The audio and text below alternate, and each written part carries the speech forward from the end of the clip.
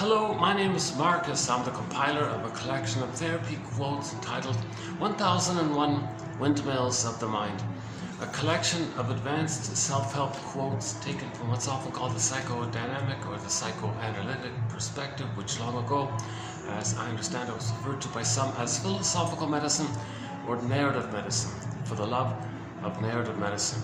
So we now have 10,000 of these types of quotes, which are considered to be an attempt to make links, to make the inference that what we're repeating in the present might be symbolic of what happened in the past, so we can know what happened in the past to get our story and stop repeating. So famous essay by Mr. Freud in 1914 called Memory, Repeating, and Working Through. If we don't remember, it's known, it's unthought, but it's known, unthought known. And the unconscious wants us to know it, make the unconscious conscious, where it was, ego shall be. So it gets us, the unconscious self, the secret self, the shadow self, this unknown self, this repressed self, okay, all of us that didn't get a chance to be a part of us like that, like mainly our authentic self. And the child's traumatized, everything's frozen like that. So this becomes the unconscious self, the secret self, the double self, the one who walks with me, who's not like me, who is me. Someone's living my life, I know nothing about him, and so on. So this, a lot of energy in there, a lot of life forces in there. We're meant to come from this authentic self kind of place. And if there's trauma and things are frozen, the energy's in there. So what happens is there's a thing called repetition compulsion, where the person is going to reenact in the present, hoping to get mother's love, because the baby's brain at that time when he's traumatized doesn't know time. So all time is that time. Yes, cognitively we function in the present, realizing the present materially is what it is as the present, but emotionally relating to it in terms of needing mother's love, angry at her, this relentless battle with her, come on mother, change your ways, don't use me, don't exploit me, be there for me. And baby needs mother's love for him to develop and keep his authentic self. If he's hurt by the mother, he freezes up his authentic self. That's not unfinished business, unresolved, too much pain, once you get out of that. So because there's no time, he's going to re-cry for love again. It doesn't make sense because there is time, so he's crying for love in a symbolic way, or with others and stand-ins. He's doing like a melodrama, psychodrama, just some kind of staging kind of thing, like a reenactment kind of thing. So the present is sometimes called the presenting past, or the present, what you're doing in the present, just kind of like a new edition of the past, a recreation of the past. Okay, because that part of the brain doesn't know time. All time is that time. It's an infinite loop. That loop is based on a memory. Memories are relational. Baby cried for love, mother said no. It's like a loop like that, and it's grouped in that survival brain which doesn't know time. Crocodiles don't know time. Iguanas don't know time. That part of the brain doesn't know time. And all energy's in there, and of course, all babies need mother's love to feel safe, to have his authentic self, his real self. We're meant to come from this inside out, this sense of self, this ontological self, this emotional body, our feeling self, our field of friend, and all the treasures and gifts are there, and joy, sadness is there, and loving life in the presence there. If that's all frozen up, okay, that's because the baby was terrified of his mother. He was terrified of her. He thought he was a goner. If the mother doesn't meet the baby's needs, from the baby's perspective, you've got to have empathy for the baby. Babies are human beings. Title of the book, Babies Are Human Beings. Okay, from the point of view of the baby's perspective, if he doesn't get his needs met, he thinks he's rejected, being punished, he's a lot of pain, he cries and pleads, mother doesn't get it. He thinks he's a goner, he's going to be a goner. He creates an image in his mind of a monster. That monster basically is his rage and needs like that. That's a kind of a coping strategy to kind of manage the situation. And then he says, no, that monster image in his mind, that can't be his mother. No way, no way, no way can the baby accept and admit that that's his mother, that he made up. He exaggerated, of course, but then he'll deny it, put it in a separate psychic bin called splitting, and then hallucinate that there's a loving mother, like a good breast, ideal breast, and he's safe and special and blissful one with that. That's called a splitting mechanism. So he's going to cope with the situation, yes, with using these operations of the mind, defense mechanism like that. Oh, a little break here today, yeah. I didn't know this, but today's a holiday, so things are a little quieter around here. Yeah, that's great. Actually, the last couple of videos weren't bad. I think I'm let's see how this one goes. So yeah, yesterday was an interesting video, and the one before was at the mall was very good, I thought. So that's Good sign, yeah. Let's see. What's that? Some bird over there. What's that?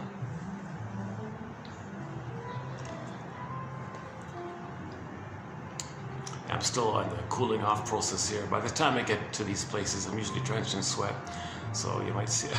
Okay. Okay, sorry. Let's back up a sec. Okay. So these types of quotes are an attempt to repair the ego, meaning the capacity for us to understand what's going on. That's narrative medicine.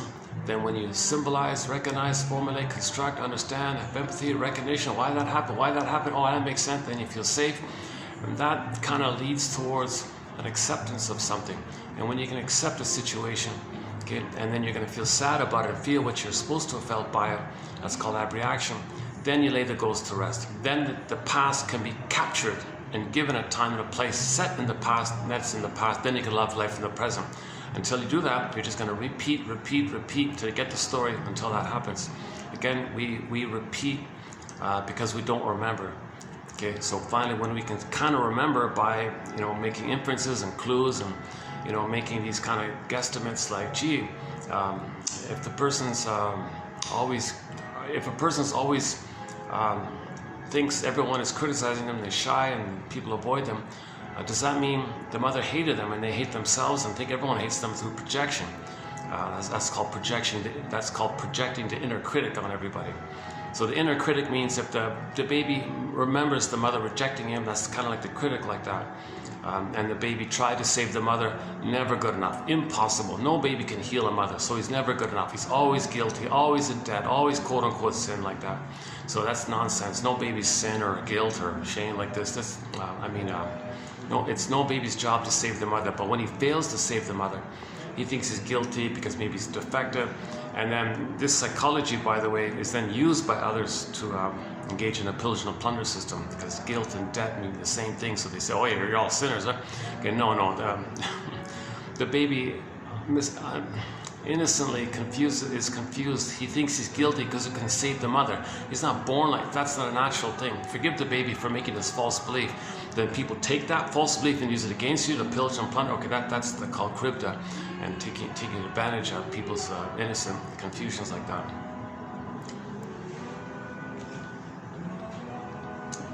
Yesterday I was suggesting that the word of the year might be this crypta. I'll talk about it maybe later on. It's when something's true, but then you present it in an angled, twisted way to deceive. They call that crypta.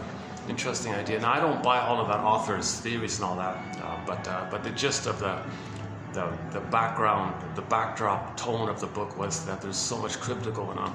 Not a bad term. It's been around for a long time. It kind of got forgotten. She kind of brought it back.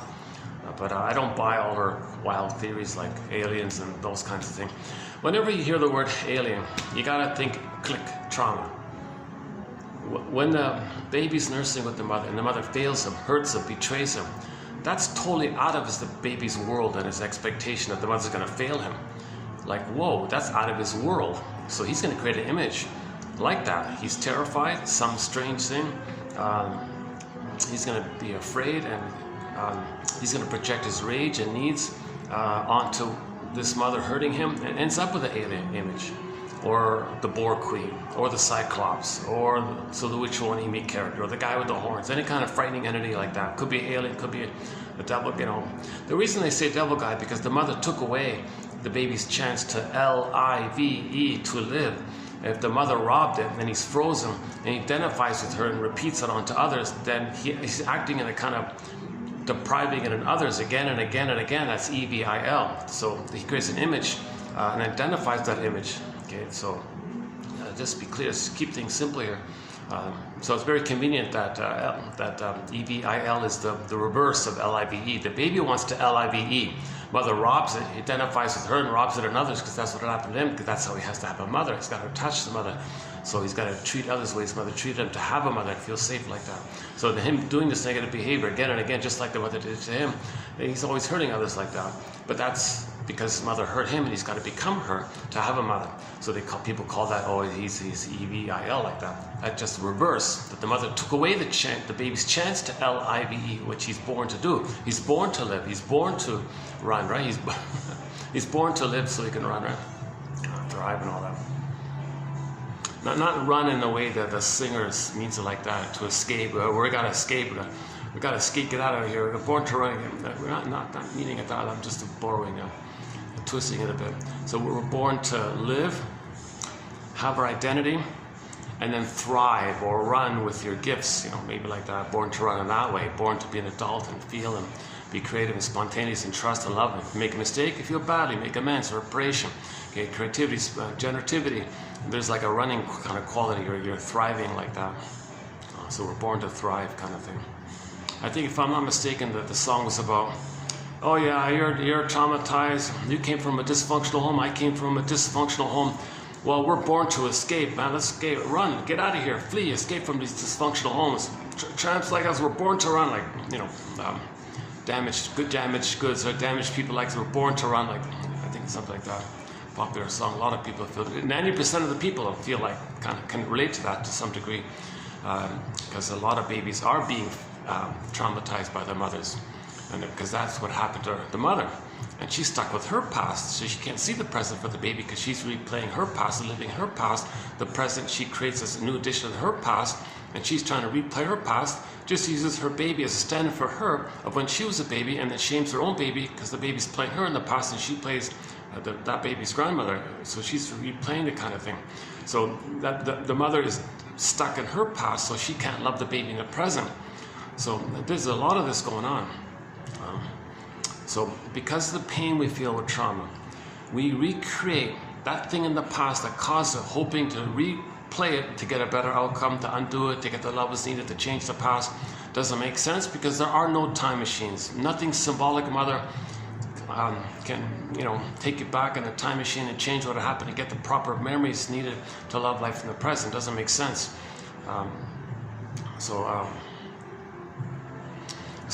In general, these quotes that I have here, we're trying to be a detective here. These are no set answer here. We're just exploring around like this. So repetition compulsion is a key topic in our collection here. Headed up by headed up by Freud, of course, but Pauli B. Russell kind of made it very clear. 2119, Pauli B. Russell. And I think you'll find the clearest, best definitions, explanations for repetition compulsion all throughout the series here. It's a major topic, probably the number one most important topic like that. So we got 61 topics on the go. The most recently added topic is called nostalgia. Yeah, that one there. The linked TV episode for it was the Happy Days episode entitled "The Spirit is Willing," where the Fonz, when the Fonz buys a haunted car. A very good episode about that. We recently covered last month, I think.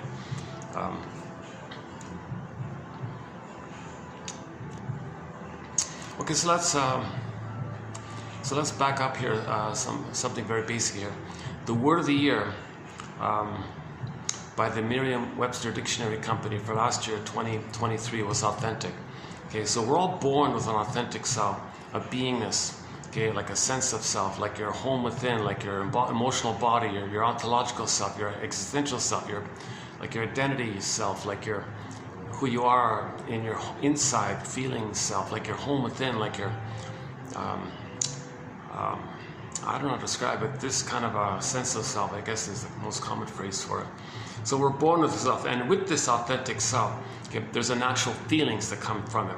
Okay, so when you have your beingness, there's a natural, pleasant kind of feelings symbolized as the golden ball. The golden ball, like the sun, radiates. So I feel therefore I am. When you have your authentic amness, there'll be a natural feeling like glow to it. Okay, so one image is Rapunzel. She's a metaphor for our beingness, and the golden hair is like the feelings that can flow by that. Right? I feel therefore I am. Now in trauma, okay. The beingness and the golden feelings were exiled into the unconscious, called the forest. And then in the story, the land or the castle had poverty and guilt and problems and debt and this and that because the soul was in the unconscious. So the protagonist has to find a way to facilitate the return of the soul, and then everything was good back at the castle, right? So in the story, right, Grimm's story, the castle was in problems and debt and all this, so that someone has to go to the unconscious, go I know not whither, and bring back I know not what. And he gets some glimpses for it. What is this? What is this? Oh my God, I think there's my beingness. There's my feelings. Oh my God, How do we get it back? So you got to bit by bit do something bit by bit to work gradually, try to reintegrate, reclaim, get it back. So one image for Rapunzel, variation of it is so you got the two worlds, right? We live in these two worlds. The conscious world, we feel empty. That's the castle or the house. And then the beingness is lost in this unconscious world. So the unconscious sometimes symbolizes the forest, dark, unknown, mysterious, dangerous forest like that. So one version of that, I don't recommend. It's an obnoxious rendition of it. I totally don't recommend it. It's really, I suffered through it. I couldn't watch it. I didn't even finish it. It took me forever to get through it. I think I skipped parts of it. It was awful. It was pitiful. The Shelley Duvall and that other guy. Really, that guy is going to play some noble guy. So, oh my God, that ugly. It's just kind of so far out. So I don't recommend that episode. But anyways, at least it offers one variation of the basic two worlds. So in the fairy tale theater version one, which is pitiful, it's depressing, but you got the house, right? And she's pregnant, all this, and she's hungry, she's craving. So she's hungry, yearning for something, needing something kind of thing. Okay, that's one way of presenting it. She's voraciously needing something, hungry, and wanting. She feels empty. I'm starving like this, right? So the house, beside the house, oh, what's this? Oh, the curtains are closing on me. Oh, jeez. Oh, the staff are closing the curtains here. The lighting's still okay?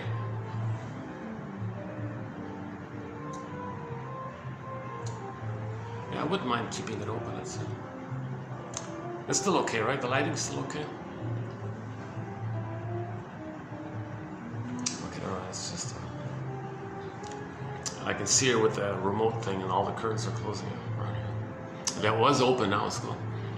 It's bright daylight. Oh, they want the sun, right? Yeah, okay, there we go, yeah. So, right, so you got the house, okay, and then the neighbor next door, so you got like a fence or like hedges or like a little wall there between the two houses. The neighbor's house, okay, it was this witch lived there.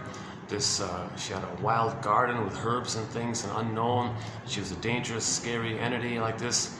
And then on the other side of the fence was the regular house, and in the regular conscious house, okay, the lady was saying, I'm hungry, husband, please hop over the fence, go to the witch's garden, pluck up the rampions, those radishes, that resemble carrots. They're in the ground, you got to pull it up like a carrot kind of thing. Please, dear darling, go over the fence, pluck up the radishes, bring it back over the fence, and I want to integrate it, eat it, and accept it, and make it a part of me. Okay, that's the metaphor, that we got to go into the other unconscious, unknown, scary like that, and in the ground, dark, you can't see, what is it? This repressed material that you denied, you got to admit something about yourself that you denied, that you repressed. You got to kind of get it up to your awareness, bring it to your so bring it over the fence to your consciousness, and then she ate it, meaning you totally integrated. I admit it, I accept it as a part of me, I admit it, it's mine. You make it, so she eats it to kind of symbolize that you accept and integrate and make it a part of back you. So you had it, you lost it in the witch's fence, witch's garden, you want to get it back like that. Okay, so that's the image of the working through, suffering through process. You go, identify something about yourself that you don't know, that's hopping over the fence, okay, and you're in the witch's garden, and then you want to pluck up, you got to have a lantern there, Vasilis has a lantern there, and then identify something about yourself and bring it back over the fence, and she's hopped over, pluck it up, get it back. So we had all this stuff about ourselves, our authentic self, and how we've been loved, and our ego and the knowledge of trauma, and the gifts of the self, and knowledge of how we're behaving, and whatever the feelings that we don't admit, or defense mechanisms that we're using that we don't know that we're using, patterns that we're engaging, schemas and scripts we don't know, whatever it is about ourselves that we don't know. Okay, it's over the fence in the witch's garden, in the ground like that, represented by the root. Okay, that's just a symbol saying, get up something about yourself that was repressed, bring over the fence, integrate it. Okay, so this image of going over the fence, picking up the rampion, in German it's called Rapunzel, and you bring it over the fence and eat the Rapunzel. You want to do this kind of thing. You want to do this like cycle like this. You want to go over, bring it up, and you want to reintegrate, reclaim, and reaccept, because you had all that material. You lost it over the fence, and you want to get it back. Okay, that's one way of doing it. So as she gets it back, everything was good. Like the Grimm's basic version, right? In the castle, all the poverty, suffering, and pain, all this. Okay, when they got back, Rapunzel, she came back to the castle, everything was cleared up and everything was good like that. So we had our beingness, we lost it, want to get it back.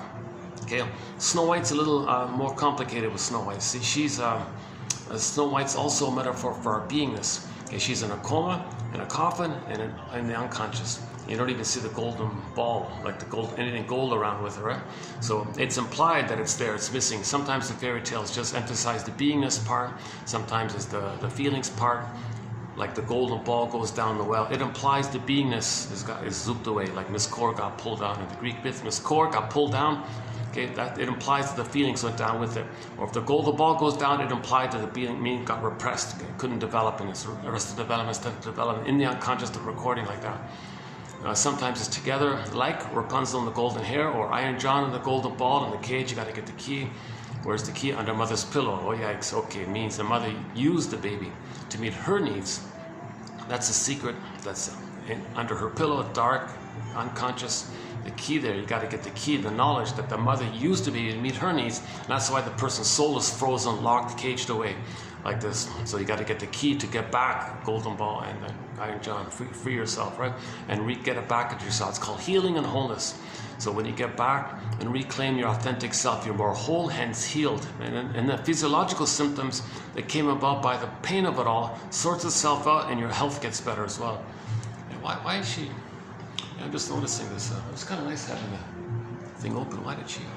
Maybe I can just prop it open.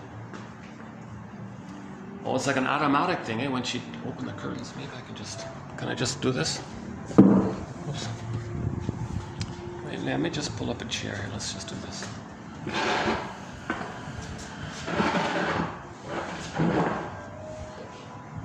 Yeah, last time they didn't have that. That's a new one here. Usually they don't do that.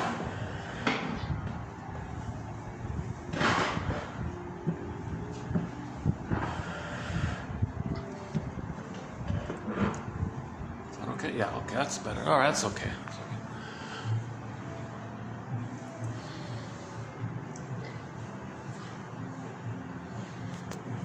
Oh, it's nice to get sunlight.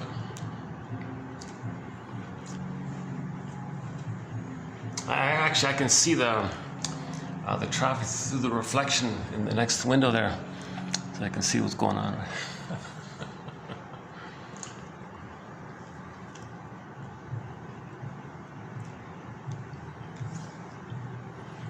Okay, so this is the common monomyth that Joseph Campbell talks about.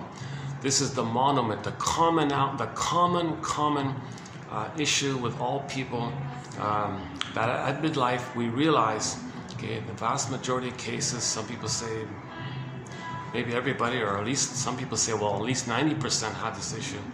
In North America, they say at least, okay, that babies are traumatized, they lost.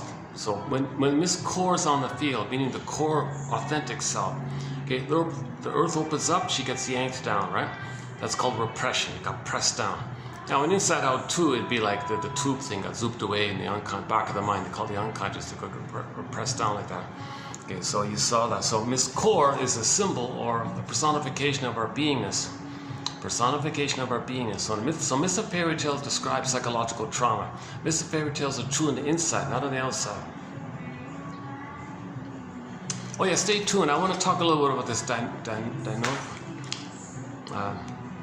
Dionysus character. He's sort of in the news lately, so I thought I'd comment on him. I briefly touched on the topic yesterday, but I really missed the core of it all, so I want to get back and discuss the more main point about it. Yesterday was just sort of like a side question mark point about it. I don't think it's too convincing or too important. It's okay, but not too. So I want to address a little bit later on, once we get through some of the basic parts of the introduction here. So, right. So Miss Core is a personification, like Snow White is a personification of our beingness, like Rapunzel is a personification of our beingness, Miss Cora, okay, Echo, okay, Faithful John, any character in a fairy tale that represents, that symbolizes a person's beingness. Now again, the whole fairy tale, the whole myth is like one long dream belonging to the mind of a person. So in that long dream, okay, that's all in the unconscious, and you got all these images in there, and you take some inner element of a person and make a character out of it to represent or like be a spokesperson for something. So Snow White is like a spokesperson. I represent your beingness. Okay, Miss Core, I represent your beingness. Just an image to say that it represents something about ourselves. So Miss Core's on the field, Earth opens up, she gets pulled down. That's called repression. So we had our authentic core self. Mother hurt us, baby had to protect it. So how did he protect it? He had to hide it, repress it, got pressed down. Okay, there's a pain so utter it swallows substance up, so it got pressed down like that. Okay, so the image is that the memory of the pain and the child's inability to allow his being self to blossom and be a part of him, to develop. It got stunted development, arrested development, developmental arrest, like it got stuck and it couldn't develop, so it's pressed down in this frozen state, and it's unknown, hence the unconscious. That goes into the survival brain. That's survival brain. So that's the primitive part of the brain that doesn't know time. So it's frozen and it's in a silent, forever, infinite baby scream, silent scream, pain, can't scream, silent scream. It's a pain like that. Again, there's a pain so utter, it swallows substance up, and then the person goes in a swoon. So one defense mechanism, the baby's brain's gonna send endorphins to numb the pain of it all. That's called a swoon by Emily Dickinson. Okay, so notice that this repression simply means that the memory of the experience got recorded in a loop in the survival brain. Baby cried for love, mother said no. That memory got in the survival brain. That could press down like that. That's all it means, right? Now, so the force pulling it down is called repression. It's a defense against the pain. You see, it's painful to have your beingness, so to not feel that pain, you hide you repress, you bury you make it unaware of yourself. But it's known, but you can't think it or know it or admit it or feel it or accept it. But it's there, it's recorded. It's recorded in the survival brain. Again, the survival brain's like a crocodile, no time. So it's there like that. And it's an issue. These early traumas are problematic, because they prevent the person from loving life in the present. They prevent the person from knowing themselves, from differentiating. They prevent the person from having their beingness and loving life in the present. So because the pain, all time is that time, and the present is just some mirage, but it's still the past basically. And you function with the mirage called the false self, and you go through life with the false self. Someone called it like a hypnotic trance almost. You're sleepwalking through life. Okay, coasting through life, or just feeling that you're living the unlived life, the provisional life. When does life begin? Something's missing. You can function like that with the false self, but you're in a kind of trance, he said. Sleepwalking through life, he said. And we live to the extent that we have our beingness, but the beingness is frozen, so we develop this dreamy, could go through the motions kind of thing. And with this dreamy, go through the motions kind of thing, that's related to your false self in response. You can function and get 10 PhDs and get 10 medals, but there's this deep kind of what they call ennui underneath. There's this covert ennui underneath. Yeah, today's topic, ennui. I want to get to this topic called ennui. On what? It's what you would call the boredom. It says ennui and Inside Out too. Yeah. And if you go to the trailer for Inside Out 2, one of the new emotions that appeared on the console was somebody named Ennui. Joey said, on what? It's what you would call the boredom. But ennui, it turns out, is much deeper than that. It's more serious. It's like a deeper core, enduring boredom that's more painful. Whereas boredom might be just a superficial thing you can deal with, but ennui is a more chronic kind of condition. It's a more, they should call it profound, or more chronic, or more serious kind of. So we'll get to that point, yeah. So we did a review of Inside Out 2, 2840. The world's only psychoanalytic review of that film is here in this channel. One of the unique things here, among many, is that film, 2840. Yeah, so we discussed it a fair bit recently, so let me not redo it here. But in recent videos, I did some review and updates on Inside Out too. It's always fun talking about it, but let's save the space to get into the Dionysius character. Yeah, it's in the news these days. No one's even talking about it properly. Jesus Christ.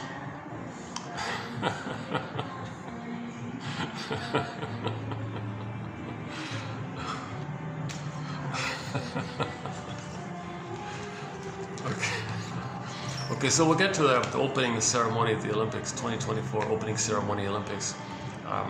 You know, maybe one little good thing came out of the pitiful opening ceremony. A lot of people complained about it. And, you know, dancers are falling down, canned music. And, you know, it's just, there wasn't much effort put into it. It's just like a budget kind of, very cost-saving kind of thing, I guess. But one good thing out of that ceremony was maybe the prompt to talk about Dionysius, because they had an actor pop out of they had this food dish. He opened the lid and this character popped out, dancing around, singing or something. He's all dressed as if he were Dionysius with the wine grapes and like that. So it prompts a huge. That's a huge prompt, and may be very helpful, I think, because mythology is metaphor for, drumroll please, paging Dr. Freud, psychology, psychoanalysis. When we say psychology, the heart of psychology is psychoanalysis. So mythology, okay, is just pictures of psychoanalysis. It's just psychoanalysis in story terms and pictures and like that. It's psychoanalysis, really. So these storytellers were shrinks back then, trying to validate our trauma by giving us these stories to make us feel some recognition of our trauma. We became a traumatized version of ourselves 10,000 years ago due to the mismanagement of our discoveries and our reactivity around it. We accidentally traumatized ourselves. Then storytellers came on the scene to point it out to us, and we've been trying to heal ourselves ever since. So the storytellers, and the mythologists. Again, then you got the poets and the philosophers and the Ibsens and the Goethes and the Freuds and the Mastersons and Karen Horneys, and it goes on like that. So we're in this process of constantly healing. Pete Docter, I think, is included. Pete Docter, the guy who made Inside Out too, right? The mental hygiene, the films we talked about yesterday. The films, the mental hygiene movement, a new film, yeah. We discussed, go to the last video, we discussed a new film called Overdependency. I highly recommend it. 1947 mental hygiene film called Overdependency, nfb.ca, 1947. Actually, you know, ironically, while I was talking about it, I didn't realize at the time, that could be a version of Dionysius in a way. Like Dionysius and that guy in that film have a lot in common. Okay, smothered by the engulfing, demanding, impinging, clinging, demanding mother, and an absent father didn't want the kid, so he stuck with this bond with the mother like that, and had no father around. And his sisters were there, and his wife took care of him, and he's kind of like so this whole issue of this complication with the bond is too tight with the mother, and there was no father around to help him, and the mother didn't prevent it. The mother wouldn't allow the child to separate from her. And ideally, the child feels safe to separate from it, connects with the father, and then grows with the father, and then becomes on his own like that. Okay, so you got the bond with the mother, bond with the father, maybe some mentors, and then you're on your own kind of thing. But he never got a chance to do any of that stuff. He was stuck with the mother used him, he was stuck like that with the bond like that. And the poor kid tried to connect to the father. The father was jealous of the attention. Father didn't want the kid, called the Elias complex. So leave me alone, kid, don't bother me, kid. So he pushed him, rebuffed him like that. And that affected him in his life. And then the pain of it all led to symptoms. He had physical symptoms. See, one version of that film yesterday we talked about. Let's say he didn't want to get those symptoms. He could just be drink wine all the time, just be manic and be a playboy, like a Puritan, like a Don Juan, like I think that'd be like a Dionysian kind of element way of doing it. So Dionysius represents this manic attempt to look for the positive mother, to get away from, to escape from the pain with the mother. So Dionysius, one version of it is this mother complex. The Puritans and the Don Juans and the playboys, they're all like fascinating like that, and women are drawn to them kind of thing. And then Dionysius is like he's too identified with the mother like that. So he, see, a lot of women like Dionysus because, okay, let's save it till we get there. There's a lot of variation, a lot of interpretation, a lot of angles, healthy version, unhealthy version, and then you got different stories and different takes of it all, and no one's really kind of offered one clear kind of interpretation. That's what Miss Deutsch was saying about it. So we'll include some quotes from Miss Deutsch. I just found it this morning. She's got an essay. She got a famous essay, 69 essay on Dionysus. I didn't have time to finish it. I just read the first bit of it, and I plucked out. So for that, yeah, I'm getting ahead of myself. That's tomorrow. So go to 2863, where we'll be doing part 1 of 2 on Dionysius, right? Mainly from Helen Deutsch, a famous shrink from back then. So she discusses it pretty clearly in one version and one interpretation that a lot of people refer to. She's like a major authority in that kind of area, it seems, right? So it's pretty good what she said. So we'll get there, and that's actually tomorrow's video. We're still on Ennui today. I'm kind of jumping ahead of myself here. I kind of got like this sudden loop with this this Olympic thing, and I kind of, whoa, I want to talk about this one. So okay, never mind. So let's go back to settle down some of the basic core points here. Oh, let's check the battery. Is it holding up here? I can't believe it's doing it again. I thought for sure I had it sorted out this time. Son of a gun, it's doing it again on me. Okay, I don't know what's going on with it. I've had this ongoing kind of off and on confusing roller coaster relationship with the battery and the cord. It's not connecting it. So I'm only going to get like an hour and a half or something. Yeah, here it is. Yeah, see, it's not draining it from it. What do you know, son of a gun?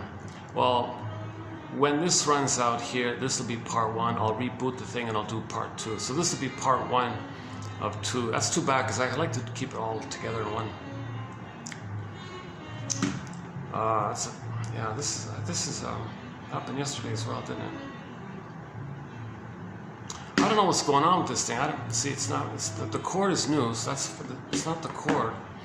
I've got really no real much of a battery in the phone left. I have to draw on this, but it's not drawing on this kind of thing. We have a misattunement here. Yeah, so this is like the breast. The phone is the baby, trying to get the milk here, and the connection's broken. That's a common symbol of trauma. So here's a metaphor of trauma right here. The baby's trying to nurse, and the milk's not coming. So she's not around, she's absent, or misattuned or something. Yeah, let me make the adjustment here. Hold on a second. 86%.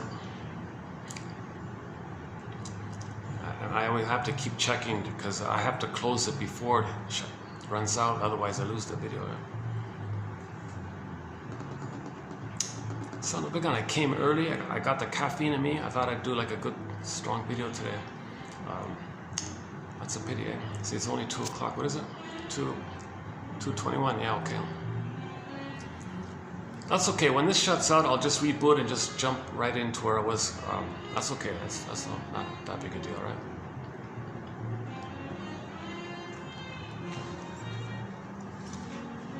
I like to keep the flow going. That's why I am. Okay. Takes me 2 hours to warm up. Okay. So we'll get to the Dionysius topic in a minute. So let's go back to Merriam-Webster's word of the year. We had an authentic self. Okay. When there's trauma, the baby wants to protect it. He freezes it. Okay, that's Snow White in a coma. Emotional hypothermia, emotional coma, emotional catatonia. It freezes, frozen. The beingness is frozen, so you don't feel that beingness quality because everything's frozen. It's like and it's detached from you. That's why she's in a box like that. So you don't even connect with it. And she's in a coma, and there's a wall there, and the whole thing's in the unconscious. So you feel empty as a result. You feel hollow like that, or you feel, geez, who am I? Or, oh my God, what happened here? What a pain like this. Then you get to swoon like this. That's a trauma. Snow White in the forest, okay, Rapunzel in the forest, okay, Miss Cord getting pulled down, Iron John and the golden ball in the cave. All these images, Odysseus far away from, all these images, Miss of Fairy Tales, of your authentic self, lost, exiled. Sometimes the beingness can be turned to a statue, it can be petrified, turned to stone, frozen. It can morph to a wooden statue or like a stone statue. It can even morph into some other, it can morph into something else, because in the primary mentation world, to hide it, to protect it, it can be disguised, and the beingness can be morphed to something. So you might have a wounded animal in the forest, or it could be a baby lost in the forest. Any kind of thing related to your beingness, this motif can take a variety of ways. There's a variety of ways of doing it, but the common message is the same. Baby was born with a beingness. Mother hurt him. Baby said, baby said to himself, yikes, mother's hurting me here. She's dangerous. I can't have my beingness, too much pain. I gotta protect my true self. I gotta protect my authentic real self. I gotta protect it. So flash frozen, exiled, okay, whatever form it, or gets pulled down like that. Oh yeah, back to that one. When Miss Core gets pulled down, the emotion, okay, the emotion of that, okay, the baby feels he's rejected by his mother. The emotion of that is called shame. So the storytellers would describe the emotion of shame. Make a picture. How do you make a picture of the emotion of shame? Well, shame is a burning, biting feeling. Okay, so they talk about hell. So when Miss Core got pulled down, she went into the hell underworld, get the fire and all. That's the emotion of shame. We feel like that. We feel like that. There's no actual thing. They're true on the inside. Okay, the emotion of shame is an inner thing, right? And you create a picture called a hell scene. Well, that's a picture of the emotion within. So Miss Core got pulled down, and who did the pulling down? Well, he thinks the mother's the guy with the horns. Someone who took away his L-I-V-E, okay, E-V-I-L, the devil guy, right? The guy with the horns. He thinks the mother's not that. We're not calling the mother that. But the baby has to manage and understand what's going on here. So the mother's hurting him. Okay, so he projects his rage and oral greed like this, and rage that he gets to, onto the mother concept, and this image morphs, shapeshift, blurs, flips, flops into some monster character. It could be alien, guy with the horns, someone who robs him. That's why E-V-I-L, so like that. So the guy with the horns pulls him down. Okay, now Miss Core's in the underworld like that, and we want narrative medicine. It'll come up, then Miss Core comes back up, beingness. Then you got Persephone. Persephone's you got it back, right? So when Joy Santa got zooped away, they come back. Okay. Snow White came back. Rapunzel came back. Okay, the golden ball comes back, and so on and so forth. So that's the hero's journey. We had it, we lost it, want to get it back. Okay. And we realize this, and we realize that that's the condition. And then when you realize it, usually in midlife, then you're a quote-unquote hero. You're going on the second journey of midlife. I prefer Chinan's phrase. You're going on the second journey of midlife. And it can begin with a hunch. It can begin with making forwarding slips, psychosomatic symptoms, nervous breakdown. The PTSD has suddenly appeared. It's called delayed onset of PTSD in the form of a nervous breakdown, let's say, for example. See, the baby's traumatized, but you don't see the symptoms of PTSD because the false self that develops to scaffold and protect and make you unaware of the pain. It's called the false self. This false self can buffer and sponge and repress and make you unaware of the pain. But at midlife, this sponging quality or making you unaware of the pain quality kind of dries out, Berger says. Then maybe, if it's really dried out, it might suddenly be dried out. Then all of a sudden in midlife, the person has a nervous breakdown. It's called the delayed onset of the PTSD. So you had the trauma. It was a trauma. It's called attachment trauma. Relational trauma, mother-baby relationship, interpersonal relationship trauma. Might not be like a specific situational trauma, like a shock trauma. It could be just like a relational trauma, just enduring again and again, chronic, frustrating, gaslighting mother who's shaming the baby, guilt-tripping the baby, gaslighting, double binding the baby again and again. It's like a relational trauma. She's quote-unquote toxic, like she's just too angry all the time, and she's controlling the baby. The baby's trying to accommodate. This is too hard. Like that's a relational trauma. So it's a trauma, but he copes with it with these scaffolding of defense mechanisms. So he may project, become manic, okay, drink too much wine, okay, or whatever. He will engage in blaming others or treating others the way his mother treated him, or seeing others as a mother and fighting with others, thinking the mother's a mother. So he's doing these defensive things outwardly to make him unaware of the pain like that. So he can develop a scaffolding of defense mechanisms. Okay, so reaction formation and double think and BPD amalgam, house of mirrors, hollow mirrors, catch me if you can. So he won't admit a feeling, he can't tell the truth, he can't apologize. He's in survival kind of mode. So he has this false self. it's filled with duplicity and all this. It doesn't, not even aware of it, but he functions with it. He can drive a car and get 10 PhDs and 10 medals. He can do things with it, with the false self, right? But there's a gap between the false self and the true self like that. So we function with the false self. Meanwhile, our true self is frozen, stunted development, arrested development, fixed, frozen, flash frozen, freezing in that early time. But we live with the false self.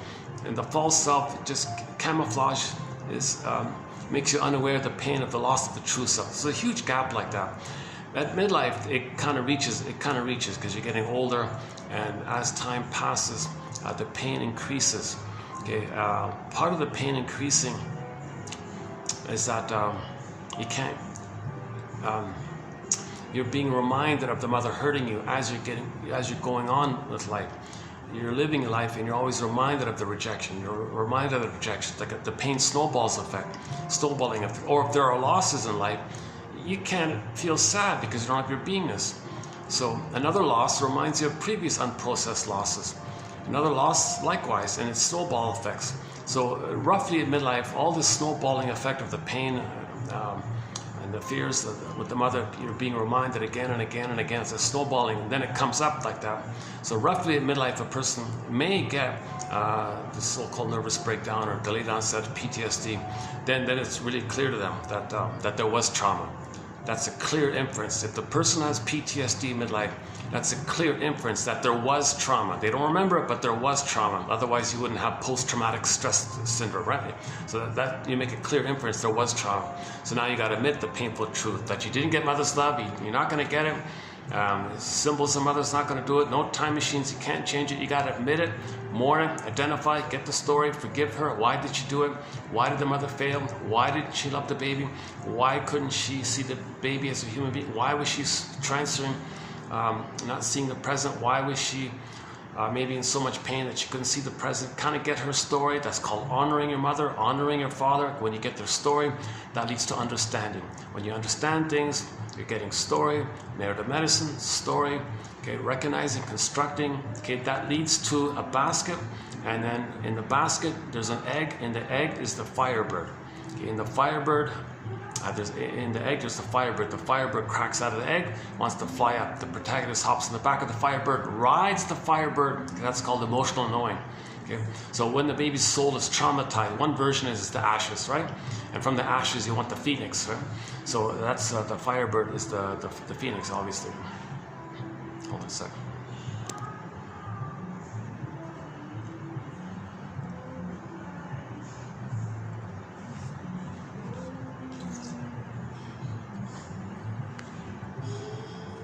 And as discussed in Inside Out 2, we saw this journey in Inside Out 2.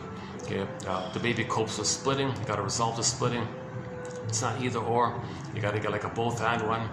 So you saw one sense of self, then the other one flipped with the joy one, the anxiety one, the two flipping. You need a new one that holds the two like that, the third one. But to get to that third concluding sense of self that developed at the end of the film, okay, you had to do free association. That's the broccoli boat. Get to the back of the brain, and the release of the repressed memories to the consciousness. That's called abreaction. Now you're feeling what you couldn't have felt. Now you're understanding what you couldn't have understood at that time. So that's the healing. Then when you get the repressed feelings and accept the past like that, you're confused with these either or things. That's why they rejected the previous sense of selves based on part self. And they need like a whole sense of self that embraces the deeper three-dimensionality, that the person's a person, mother was a person. And the mother's a story, it's complicated, she's traumatized, person, loving and hurtful. Well-meaning, but she couldn't because she's in pain. You get that kind of realistic kind of thing. And same with the person, self like that. Then you're more realistic like that. You're not living with these delusional images of goddess and demon and idealizing, devaluing, neither or all the time. And then that's only babies do that in the beginning. The person's not meant to live like that. Babies temporarily cope with the splitting concept in the first few weeks. In normal development, this gets resolved. But if the mother doesn't change her ways and she really is quite demanding and impinging, the child keeps using that splitting mechanism. So that's the healing journey, is to understand why she hurt the baby so much, so you can then you bring it together. Okay, go to Bruce Springsteen, Independence Day, Toronto, listen to the introduction that he gives, okay, about being startled and surprised that your parents are people. They were like people. Don't just see them as parents. They're like common people, traumatized people. They had dreams and wanted to do stuff. Didn't pan out. Still some benefits by their efforts, and they would have if they could have, and still some efforts even though they couldn't, but they didn't. So you get like a more realistic kind of thing like that, and get their story. Quote, the more I learned of my mother's story, the more of a person she became to me, Rosanna Deerchild says. And we got a whole thread on this understanding forgiveness thread. So that. So all of the joy for which you pray is 100 tears away. So first sadness comes up from the unconscious, then the joy can come back. We had joy at the console, it got zooped away, you want to get it back. Same idea. So joy and sadness like the golden ball, they got sent away, you want to get them back. But when they come back, first the sadness comes back.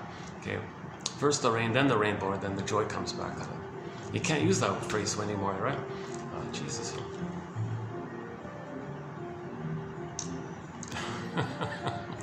So let's just stick with Vonda Shepherd. All of the joy for which you pray is 100 tears away.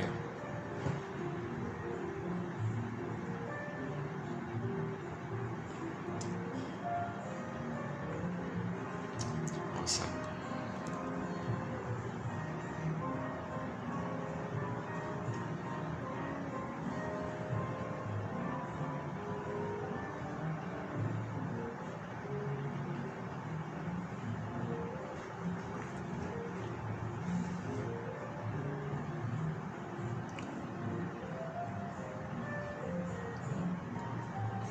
Hang in there. We'll get to our quotes here. Hold on a sec.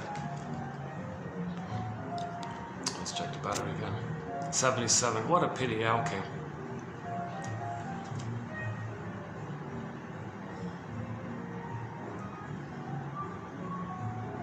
Maybe in this part one, I'll just do the introductory part and do a preview of tomorrow's video about Dionysus. And then in part two, we'll get into the ennui quotes, today's quotes proper.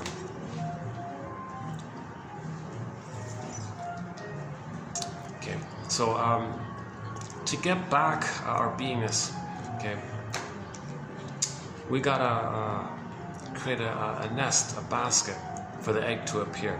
Psychoanalysis looks for an egg in a basket that's missing. So this is an attempt to weave the basket. Okay, you gotta build the ego, strengthen the ego. That's the problem with the scarecrow, looking for a brain. So this is an attempt to give the scarecrow part a brain. The ego is submerged and frazzled up like the scarecrow. So he can't think it. He knows it, but he can't think it. No brain. When there's too much trauma, you can't think it. It's known, but you can't think it. That's why the scarecrow has no brain. Okay, with trauma, he's not going to love life. That's a tin man with no heart. And then the cowardly lion means the person's going to feel disembodied like that. Okay, so this is like a fairy tale. And then Dorothy's like a part of the system, part of the psyche that's trying to line things up. Okay, head, heart, body, line it up like that. Get it straight, lined up like that. Okay, so Dorothy's like part of this nature's drive to line things up, or you can step back and say, be like Dorothy, and recognize that if a person feels disembodied, like the cowardly lion, well, you're not making sense. Okay, you're not going to make sense if you're doing outside in, grasping for something in the outside to change your trauma from the nursery. You're not making sense. Okay, treating others the way you treated you, so that your mother, there'll be a magical time machine, your mother will change her way. That you're not making sense. Okay, Kristen Wilson says, oh yeah, if you're not in your body, you're not making sense of self. Literally, you're not making sense. You don't have your sense of self, and you're not making sense in your behavioralism. Outside in doesn't work. Okay, grasping for a cookie, thinking that's the mother's milk from the nursery, doesn't make sense. So, but that's the idea. We were meant to be like inside out. Your beingness and your feelings and your doing is normal. That's inside out.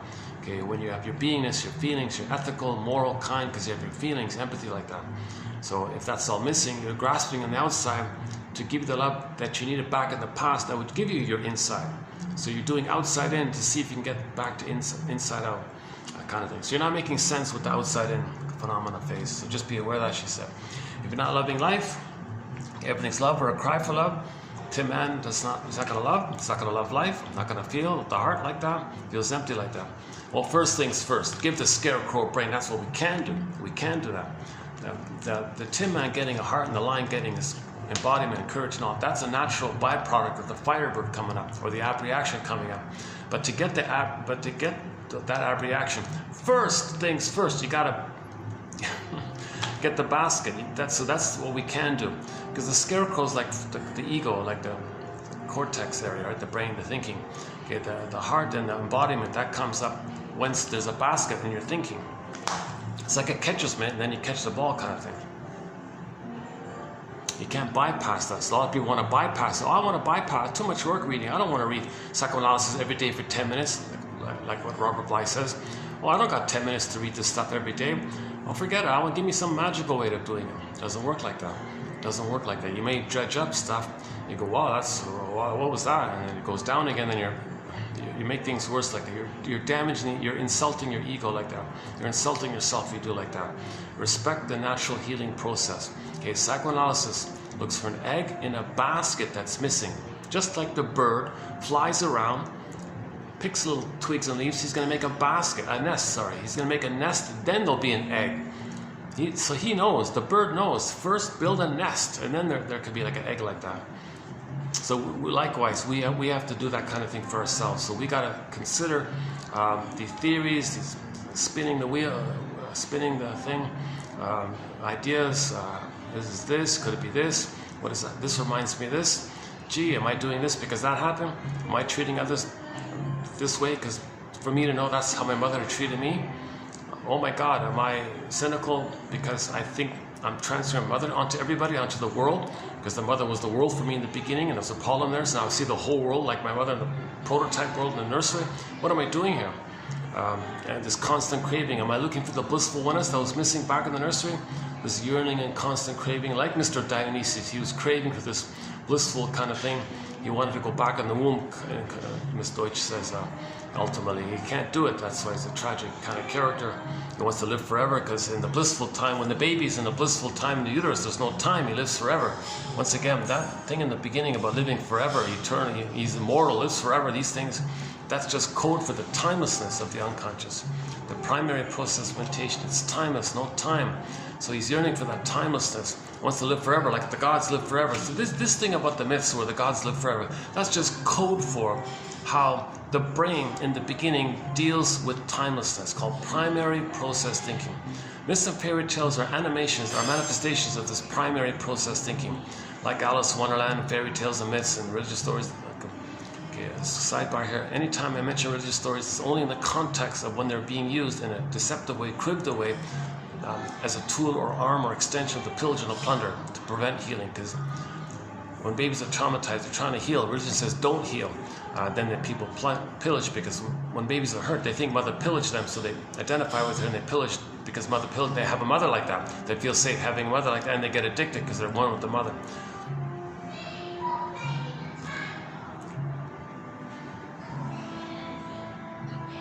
Oh. Well, the kid has a stuffed leopard toy with him. Oh, hopefully not too loud.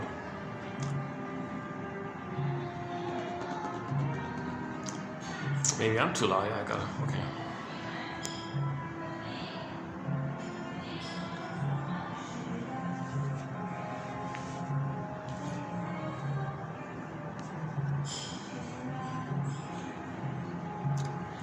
Okay, so these 10,000 quotes here are to that end. So these are guesstimates, ballpark approximations, hypotheses, clues. Okay, got to be a detective. These are clues, prompts to free associate. Then you might get some new clues. 2 clues maybe lead to a better third new clue. We're just poking around a little bit, brainstorming like this. So there's no set answer here. Psychoanalysis, these ideas, it's not a magic breast. They're not magic words. Like milk and you're going to be fed and healed. You're not a baby and someone, the shrink says something and it's like milk for you as a baby and you were fed up and fed properly. It doesn't work like that. Some people talk smoothing. Some people are drawn to people who talk smoothly. They don't care what they say. They want to hear the nice tone, the smooth tone. They think it's relaxing like that. Okay, that's like that. But you're not getting better. You just feel better for the moment like that. So either you do something to feel better for the moment, like most of what Dionysus does, or you want to get better. Now, so the Dionysus stories has those two sides. Some versions are about just feeling better for the moment, escape your pain, just see if you can get drunk, or wine, and all this, and engage in your fantasies like that. And his fantasies are he can reach that blissful condition because he wants to go back in the womb because he didn't get the blissful oneness. Or a positive way of understanding Dionysus is something that facilitates you getting back up your feelings to yourself. That was yesterday's topic. So the healthy version of Dionysus is when something facilitates. If anything facilitates you getting some awareness about yourself, that facilitating energy, you personify that facilitating energy as a character. It might be Dionysus like that. That's the positive way of doing it. Again, there's a positive and a hurtful way, destructive way and a helpful way, depending on the story, depending on which version, depending on the teller, the interpretation like that. So yeah, we'll get there. These kids are gonna go on like this. Maybe I'll move or something.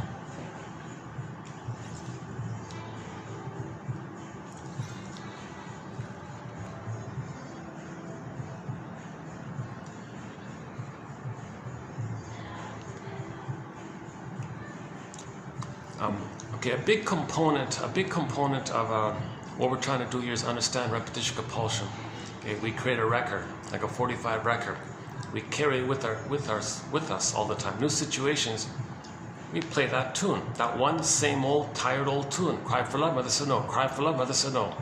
It's grooved on a record. New situation, play that tune. New place, play that. You only have that one tune. You're playing that same old tired tune again and again and again wherever you go. It's the same old thing again and again, right? Every neurotic is a music enthusiast, but he only has one record. He carries it with him everywhere he goes. Every time he sees a turntable with never-ending fiery ardor, Bergler says, okay, he plays that tune. The metaphor means in new situations, you reorchestrate and reenact a new version, new edition of that cry for love. And the present is just like a staging to represent that, but your emotions are still in there. In the benign ways, you play yourself, expect too much from others, you get disappointed. That's for you to get the story that you were disappointed. You're recreating it to know the story, then you stop repeating. Now, the more disturbed way, the more problematic way is when the trauma is more severe, i.e. prior to 18 months of age. If the baby's frozen in his emotional development before 18 months, he can't play himself anymore. So in new situations, he finds, the record says he cried for love, mother said no. Okay, when trauma is before 18 months, he identifies with the aggressor. That's a desperate thing like that. You make the deal like that. You're going to get mother's power. You feel her power. You live forever. Like he makes a deal with the guy with the horns, right? So he's going to act like her and shame himself. But wait a minute, that's too painful to shame himself the way his mother shamed him. So in a new situation, he'll cast somebody else into the role of him. He'll find a proxy to play him as a baby crying for love. Again, proxy means when someone feels for you, plays a role for you, does something for you, has an identity of yours like that. So in the new situation, they'll see in their fantasy that the other person is them as a baby. Okay, they got to replay the record. Repetition compulsion means replay. So how does the stinger, trauma before 18 months, there are the various stinger personality patterns, narcissistic, bully, Iago, etc. How do they replay it? So they find proxies to play them as a baby, that role, that scene in the nursery. They were a baby crying for love, they were vulnerable, they were trusting, they were needing mother's love like that. They don't want to feel that because they're the mother who says no to that. Find a proxy to play that and say no to them. So they do hurt themselves the way the mother hurt them. That's their loyalty to the mother. So they hurt themselves again the way the mother hurt them. But the trick is to not feel it. How do you not feel it? Find scapegoat. Okay, you find a proxy, emotional triangle, find a third. Imagine that one is you and you shame them. That distracts you. If the person, the scapegoated person, you see them in hurt like that, or you say bad things about them and they feel upset or something, that's externalization. You saw your pain and upset externalized outwardly, then it distracts you from feeling inwardly. It is still inwardly. That's why there's stingers. They hurt themselves, they hurt others, but they hurt others to not make them aware that they're hurting themselves. So this is they call it perverse logic, psychotic logic, psychosis-like logic. Okay, but this is how the baby's trying to repeat. He's trying to cry for love again. The problem is he can't do it. He's got to find a proxy to do it and then shame them the way his mother shamed him. He replayed the record. Now that's part A. Part B. He really is angry at the mother. So how does he express his anger at the mother if he is the mother? Okay, back to the proxy. Hey, proxy, thank you for playing me as a baby. Now I want to see you. Hocus pocus, auto-hypnosis, shape-shifting, morphing, Alice in Wonderland, no logic. Okay, flip-flop, twisting like this. You're going to play my mother. I'll play myself. You're the mother who hurt me. I'll play me. I'm angry at you. So he hurts the innocent person and is angry at them. He can't apologize. You got to be kidding. He's in this battle, this survival issue with the nursing time. So there's no empathy or feeling. Didn't get the person to stay yet. He doesn't feel regret in yesterday's topic. Yeah, regret helps you be more like a person. Yesterday's topic this time. Yeah, new. Yeah, I recently added 2 new quotes. Our first 2 quotes on the topic of regret was done recently. Yesterday was the second one. So you won't feel regret or anything like that. He's got to replay the record. That's his crying for love. The proxy cries for love. He says no to them. That's how he played the record. Okay, but at the same time, he is still angry at the mother for doing this. So he plays himself, flip-flops. The proxy's his mother. Now he's angry at the proxy, whom he now thinks is his mother, and he wants to control the proxy, thinking originally as a baby he wished he could have controlled the mother, devour the mother, possess the mother, maybe control it, because maybe if the baby controls the mother, maybe she'll change and be not so painful like this. So he wants to control the proxy one because he thinks it's the mother. Now the poor proxy person can't say, hold the phone here, what's going on here? I'm neither you nor your mother back in the nursery. He can't think like that. He can't admit anything. He's in survival. He's in his panic survival, fighting with the breast nipple mother. Okay, because he's hurting. The mother's feeding properly. The rubber there, honey on the rubber nipple. Misatune, malnutune, not around, doing it wrong. Mother's frustrating. See, the mother might want to condition the child to be dependent on her. So she may hurt the baby on purpose to make the baby more symbiotic with her, because she wants this symbiotic state for herself. So if she hurts the baby, that's like a trauma bond. The baby can't leave her. The more the mother hurts the baby, the less that baby is able to separate and find himself. And it's counterintuitive, but it sort of makes sense. Fairbairn's way of saying it is, the more the mother's love is unavailable, the more the baby clings to her and looks for her. So he's hurting her, but denies it, splits it. No, you're good. Mother's a monster. No, she's not. She's goddess. Gotta find. Like Dionysus, gotta find. That's the negative, destructive side of Dionysus is this manic, gotta find like this. He's denying reality. So Dionysus never grew up. So Deutsch's version, I'll get to Deutsch's version of it. Deutsch's version of the Dionysus story is basically the same story that we, ironically, accidentally, coincidentally, it's the exact same story we talked about yesterday with that film, Overdependency. NFB, nationalfilmboard.ca, type in overdependency, little dash there, over-dependency, 47 film. That's the psychology of Dionysus. Well, part of it, they didn't fully do it like that because he got married like that. Dionysus would never get married, right? Because he's too identified with the woman. And he wants to be a man, but this whole issue like that. And women are drawn to this because he's a woman underneath, but he's a man on the surface, but he's this whole issue, the bi issue like this. So it seems, I think it fits in because there's this massive LGBT propaganda, just relentless. It's just been going on all the time for the past couple of decades. Everywhere you look, you see it everywhere all the time, this constant thing. So it seems to make sense that they would choose that, of all the Greek gods for the Olympics, and that they would choose that one because he's the guy with this bi issue, right? He wants to be a man, but he's the woman. He's too fused with the woman. He thinks he psychologically fused with the woman, but he's meant to be a man. He's in this like all these fantasies. He acts out these fantasies. And everyone joins in like that. So he looks. He's in this manic attempt to get out of the mother. He's an emotional fugitive from the love that he seeks. He's trying to leave the mother while he's searching for the mother. He's searching for a symbol of mother. The wine is not the mother, but he's searching for the wine to be the mother. But the wine, stimulating fluid, warm, sweet, the milk, didn't get that. He's searching for it while he's running away from it. So while he's searching for it, he's running away. So Fugitive, the classic TV show Fugitive. Richard Kimball is a fugitive from the justice he seeks. Okay, that's code for the baby. When the baby's hurt by the mother, he wants to leave her. But if he's leaving her, he's got to find a good version of her. So he's running from the mother. He's running away from his mother, but he's seeking a mother while he's running away from the mother. Okay, that kind of thing. So Dionysus seems to be that kind of mode, like this complicated mode. So it kind of makes sense if they're promoting this LGBT awareness, let's say. You know, now that I saw it, now that I know more about it, I think maybe that's a cry for love. That's people saying, help, look, please talk about it, please help us understand it, kind of thing. Because we don't have a thread in this area. We posted 10,000 quotes, we've got nothing on it. Oh, one or two maybe, just a sprinkling of it. I didn't really, that's out of my zone. I'm not a doctor like that, so I don't really think of that. But if we think about this Deutsch here, we can maybe a little bit entertain it a little bit.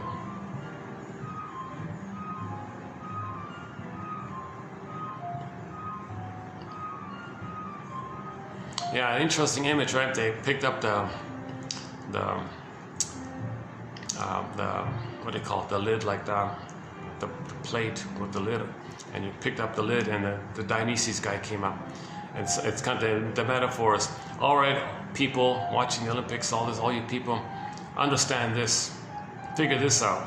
Come on, figure it out, digest it, like you're supposed to eat it, right? Like metaphorically, understand it, like intellectually digest, intellectually eat it, like intellectually process it. Come on, people, see if you can process this. I dare you.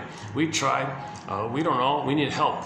Come on. There's 8 billion of you. Come on, help us figure out this out. Help us figure this out, because we have it. A lot of people at the top have it, right? So they help like this. Maybe it's like a cry for help like this. Not just tolerate it, but understand it. Like, so that's why the eating image, like process it for us, because we can't process it. We're too wrapped up in it. How do you deal with this? Like, how does somebody, how does anybody psychologically, the ties that bind, how does somebody psychologically separate from a mother who hurt them? You'd feel this existential emptiness, because this huge void like that, it's called abandonment depression. The fear is like that. It's a terrifying feeling. The baby's meant to be safe with the mother, so he can leave him, knows that, have his beingness. If he's terrorized by the mother, he becomes her. Oh my God. So one version of identification with the aggressor, he becomes her in all kind of ways. So not just psychologically, but maybe even biologically, like psychologically, biologically, like more like that, right? The whole bi issue like that. So how does somebody separate like that? Like how do you mourn that? Like, how do you identify that? Well, they're saying, help everyone. They picked up the lid. Help people. Help. How do we heal this?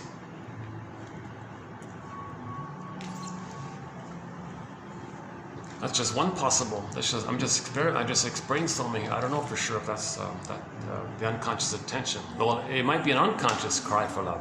Everything's love or a cry for love. That might be an unconscious cry for love in this area. So first they want to bombard people, tolerate us, tolerate it. Diversity, come on, tolerate it. Well, maybe that's like part A of it all. But it's ultimately leading to understand, heal, cry for love. Not just tolerate, because you gotta. How are you gonna tolerate if you don't understand it? Like,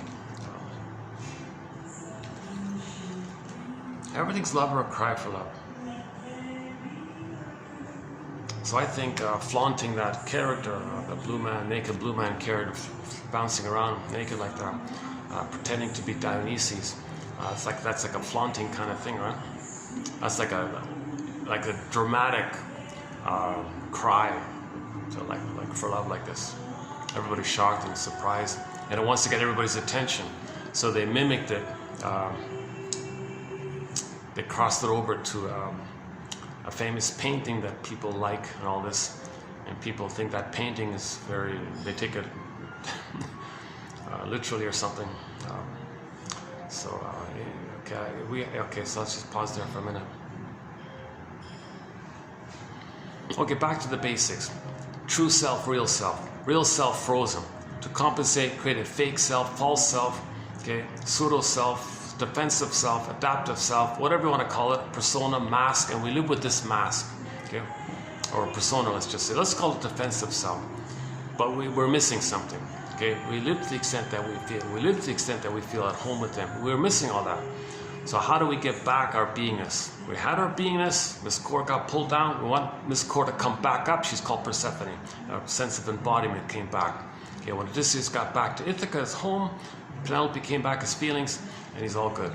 Okay, joy, sadness came back to the console, etc. So part of it is this theory about repetition compulsion. Okay, the recognition that if the trauma is before 18 months, in every new situation, they belittle others the way the mother belittled them. And then the one they just belittle, they'll think it's the mother who hurt them. Now they play themselves angry at the one they just belittled. Right? So that's why people hate the ones they just hurt. So they hurt others and then hate them. That just replays the fusion of the baby being hurt and he's angry at the mother and it flips around like this.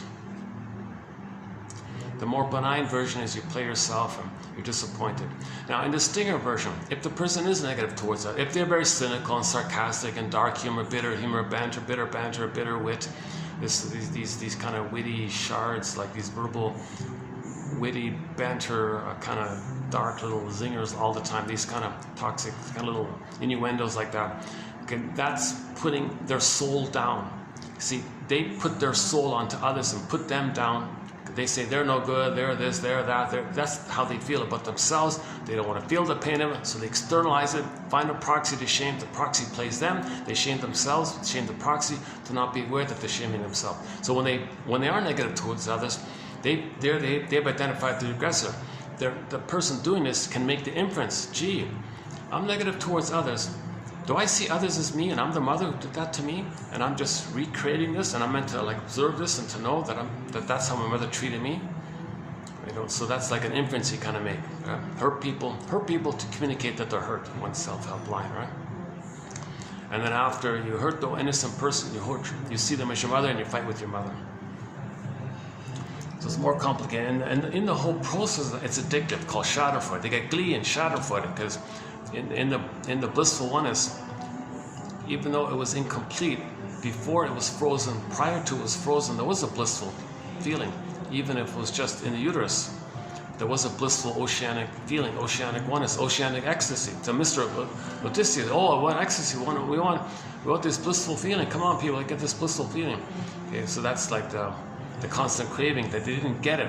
If you get it, you don't search for it anymore. You pass out of the egg phase. Oh, we didn't get it, Dionysian. Come on, be Dionysian. Let's get it. So people are drunk all the time, whatever. They're trying to get back that phase, constant craving like that. Why don't we jump into Helen Deutsch's here with them? 69, right? Let's just jump into a preview of the Dionysian issue here. Okay.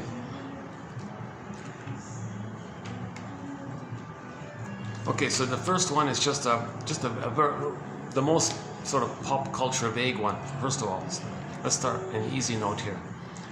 Dionysus, the god who, by very simple means, okay, drink wine, right? By very simple means, enables you for a short time to stop being yourself and thereby sets you free. They always call him a liberator, right? Sets you free. Okay. So you're denying, you're angry, but you're afraid to say you're angry. You get drunk, you might say it, so you're set free like that. But they mean it in a general kind of vague sense like that. The ancient Greeks believed that the effects felt from drinking wine were a god inside them. The effects of drinking wine were a god inside them. What a way of saying it, right? Altering and freeing them. It's just chemistry, right?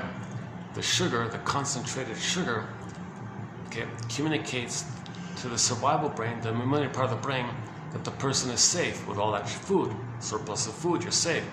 So the mammalian part of the brain interprets all that sugar as food. Person's safe. When you're safe, you get serotonin. So you relax, you feel safe. When you feel safe, you might say what you want to say. Oh, well, we don't understand this kind of stuff. It's just some kind of god called Dionysius. So they're personifying the brain chemistry, in other words.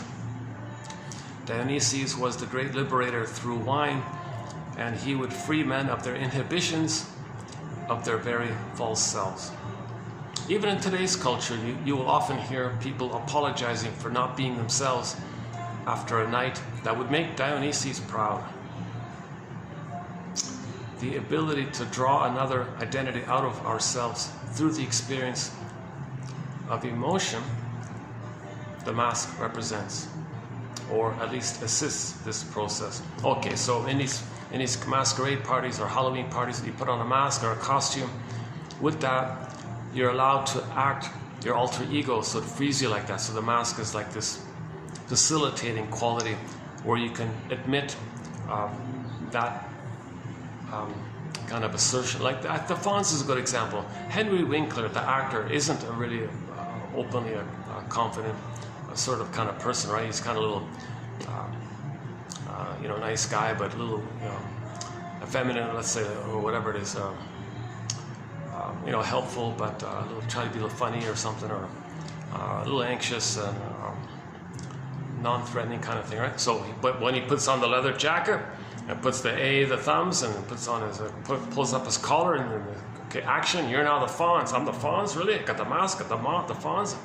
Now that's a Dionysian at play here, where Dionysus is the personification of the energy that represents the transition, where now if you wear the mask, you now have this chance to act out your repressed qualities. His anger, I want this, snap my fingers, I want this, I didn't get it, I want this. So he's acting out his alter ego, okay, his unmet infantile needs. So the Fawn's character had all these little magic things. He snaps his fingers and things happen all the time, like Bewitched or something. The child didn't fully get that, didn't graduate out of that phase, so he wants that. So it's buried where the mask played, because that's for you to know where you're traumatized in your development. A lot of people are, so they're drawn to that kind of fantasy. So the Fonz would be like an externalization, or like a proxy, like a voyeuristic kind of thing. He exhibits your narcissistic display, and for people who have it repressed in them. So people are drawn that the Fonz is going to express for them that phase of development where the child has everything at his command. Snaps his finger, gets what he wants. Click this, gets what he wants. Touches this, gets it. So he had all these little magic little touches. Things would happen for him. So it's kind of like in that area.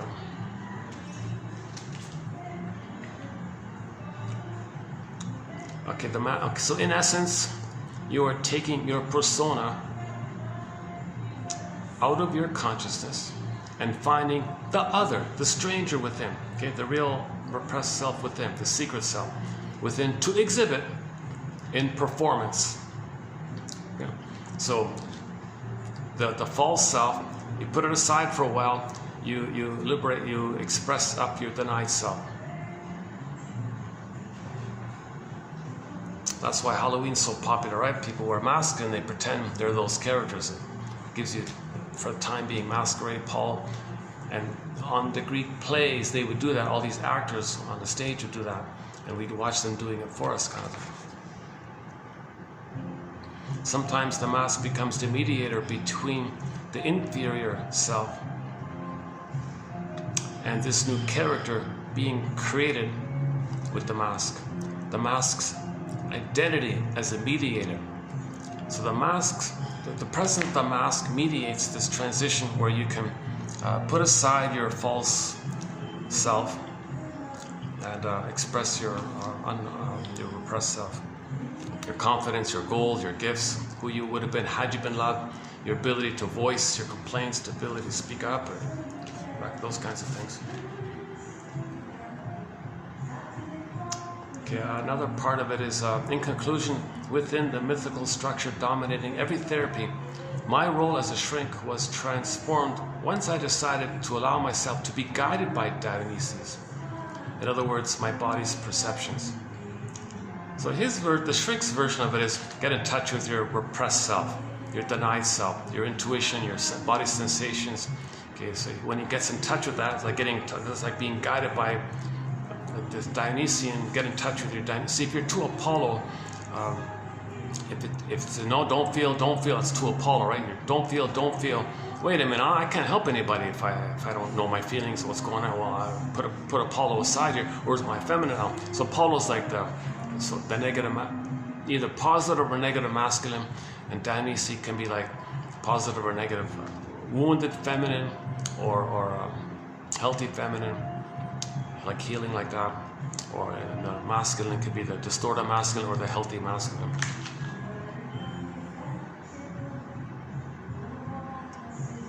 Metaphorically, Dionysus reminds the psyche of the need to be united with the body, because in that wholeness is hidden a strength charged with meaning. So he's emphasizing the positive side of it all, that the positive intention is wholeness, healing and wholeness.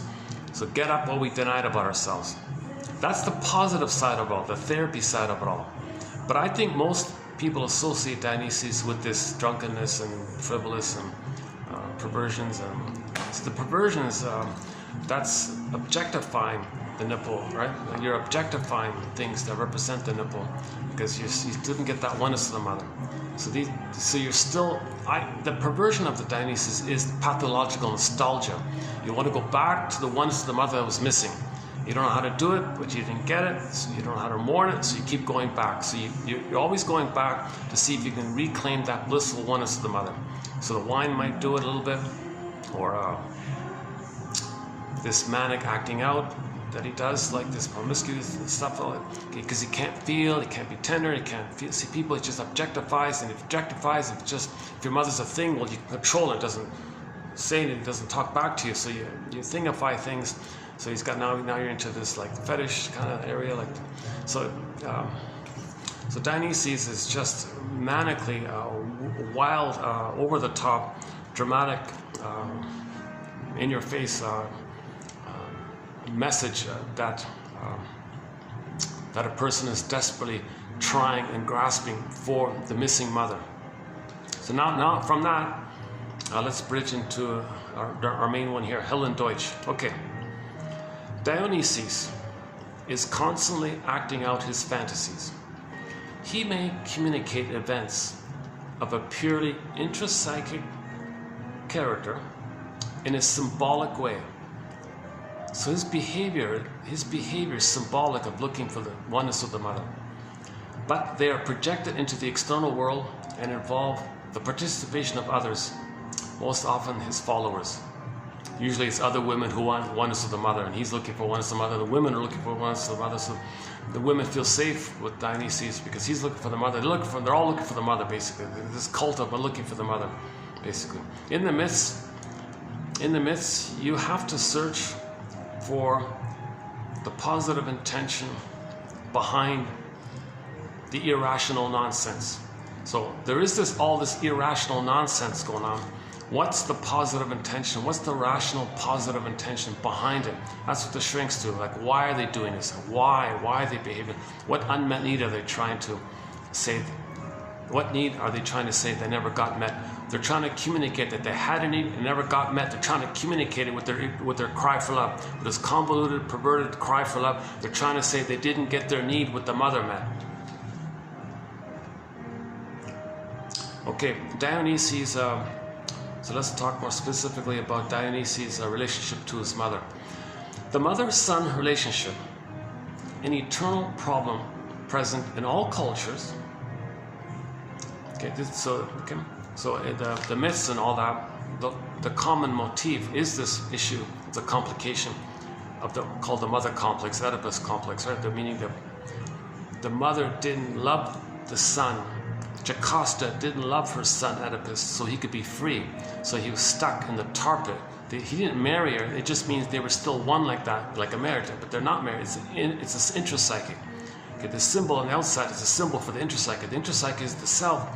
The child's sense of self is one with the mother, and it's flipped over. It's like too tight like that, like a quote-unquote marriage. He didn't want that. If you can say the mother wanted it, but the child was forced into it. And there's no father around, and Elias rejects him. So When He's Married to Mom, self-help book is called When He's Married to Mom. So this is an eternal problem, present in all cultures, reaches far into the roots of unconscious forces of mythology. Shall I compare thee to an onion? The unconscious roots of mythology and myths and fairy tales is this core issue Mr. Freud said. So he picked the story of Oedipus, so you could pick the Dionysius guy as the play, he's like he's beyond the play. He's like these playboy types, you know, they look for the perfect girl, and they might accept it if they think she represents all women. So the playboy guy might marry the prettiest girl in town or something and think, well, if she represents all women, that could be like my mother, he'll tolerate it that way, like that. But this Dionysian guy, he doesn't entertain it that way. He even rejects that. So he's like a broader, more painful version of the Peer Gynt and the playboys, it seems.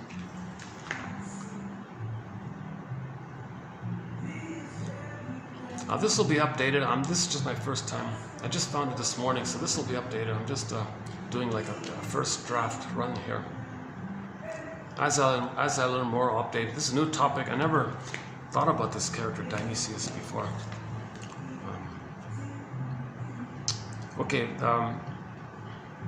Dionysius' avoidance of competition, disobedience, and aggressiveness in relation to his father. Okay, so she's saying here it's different from the son who would rebel against the father. The father was too over the top, too rejecting, too dismissive, and he was passive like that. Stays with the mother, becomes Dionysius. Okay, most sons try to fight with the father. Come on, let's play ball, Dad. Take me out, Dad. Go to the park or something. Come on, talk to me, Dad. Most sons have some kind of struggle like that to connect with the father. Some fathers are too rejecting and it's too squashed. He's stuck there in the mother. That's what Dionysius, his psychology is, he's too stuck in the mother, and he's too afraid of the father.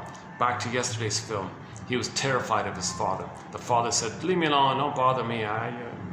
You got food, you got a roof, leave me alone. I have nothing to do with like that kind of thing. So he was terrified. So he never questioned that kind of thing. So he was too swept in with the mother's world. Okay, the sewing circle, they called it. He was part of the women's sewing club.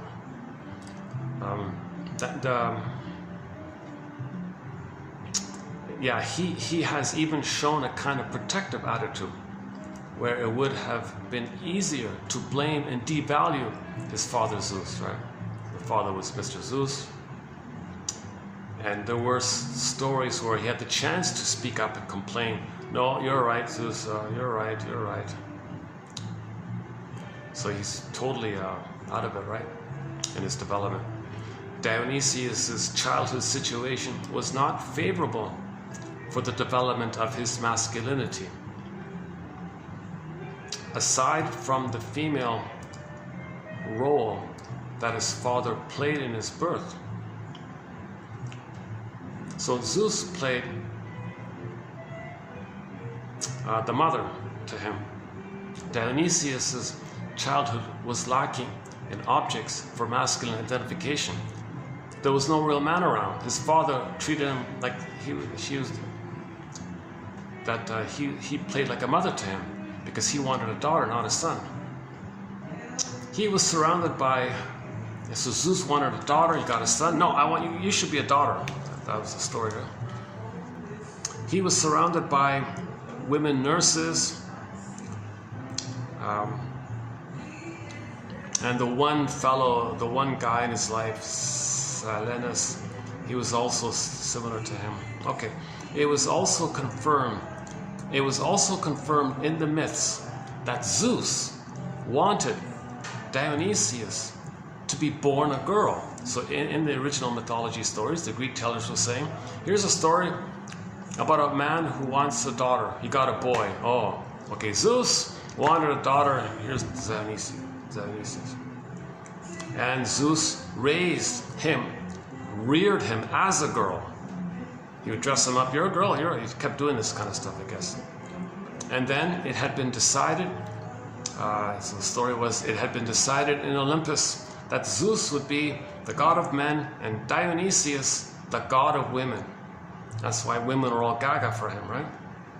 So this is the common scene where a man is a woman underneath, but on the surface he's a biological man, but psychologically he's a woman underneath. All the women flock to these. You can see it often, right?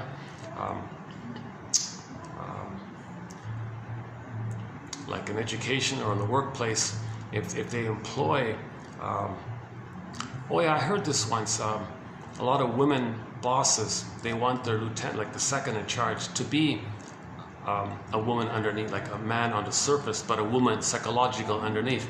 And most women bosses want their assistant or the secretary to be like that, because Lucy Holmes says women are looking for another woman but in a man's body, because they want that symbiosis, they want that oneness. She's also looking for the oneness, so that's also this Dionysian issue. Where's the oneness? Where's the oneness? Where's the oneness? Huh?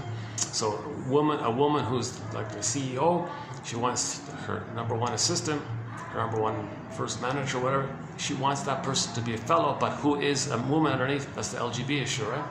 And she feels comfortable in this kind of thing, because there's a gap there.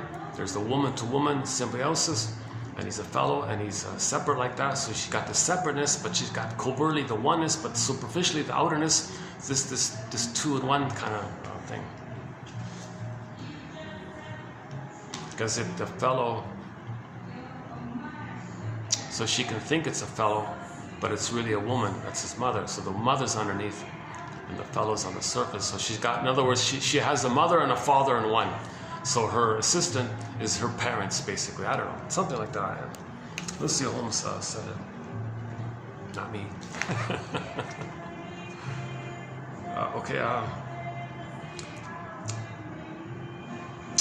It is his passionate longing for the womb. Okay, so conclusion. It is his passionate longing for the womb. Time, please. 45%. Okay. It is his passionate longing for the womb, for an unambivalent bond with his mother, for uninterrupted, blissful unity with her, that I find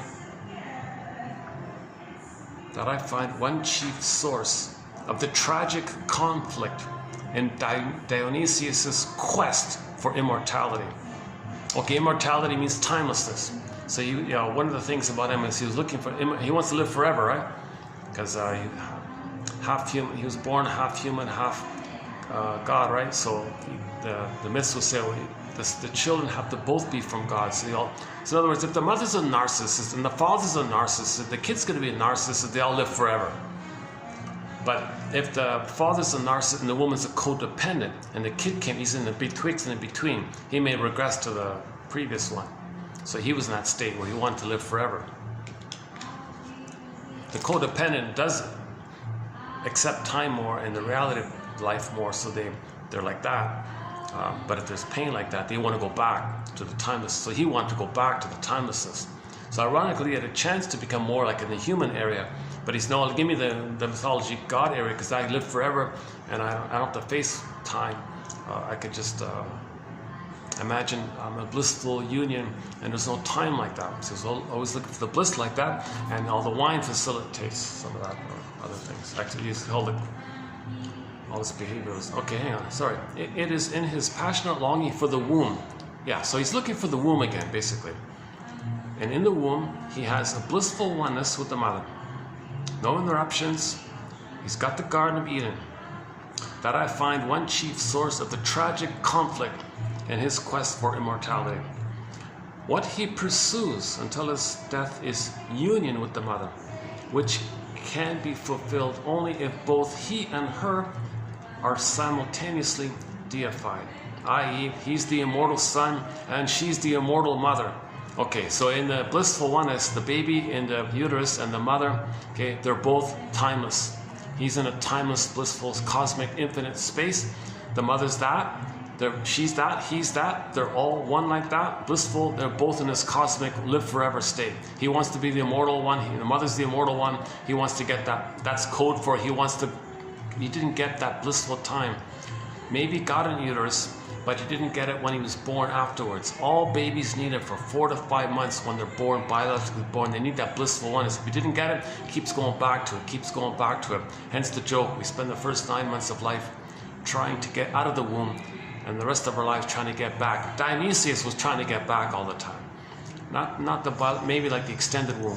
When we say womb, we can say like the biological womb and the extended psychological egg womb, meaning the mother-infant dual unity for the first 4 to 5 months. Skin to skin, natural feeding, loving gaze, warm, safe, it's smooth back and forth. Baby's needs are being met. He still feels like a blissful one with the infinite mother. He's the infinite baby. Then at 4 to 5 months, he graduates out to the human realm, where he understands time. But in that egg time, there's no time in that time. There's no time there. He's looking for that timelessness. That's why he said, I want to find immortality, he said. So that's code for this area here. Dionysius' fight to achieve divine immortality. Just a little side joke here. It is striking how great an earthly immortality the story of Dionysius has achieved. So the story's immortal. The story lives forever. It's a little joke there, right? The story lives forever. And the character wants to live forever. Well, the story lives forever. So this issue of psychology lives forever. Okay, because all babies come out of the womb too early. All babies need an extended egg, and very few mothers are giving it. In the plunder system, babies are removed, they're traumatized, they're tortured. CIRC procedure, separate course, separate. Too many babies are not getting the extended blissful oneness. Okay, babies are meant to have a continuation of the Garden of Eden for the first 4 to 5 months afterwards. You got the water version of the Garden of Eden. He's like a land version, like interpersonal womb. Okay, social womb. But the womb egg has got to continue. 9 months inside, another 4 to 5 on the outside. Most babies are not getting that. So until we face this and resolve this, this story is going to live on forever like that to address this issue. This story is telling us this. This Dionysian story, the message, the moral of the story is babies need an extended paradise. Something that we said with other quotes. How are we doing here? How's the leopard? Oh, they're gone. And that kid had a cute, like a huge, it's like he went to the fair or something and won a stuffed leopard or something. Uh-oh, the battery, hold on, battery check, 41%, okay.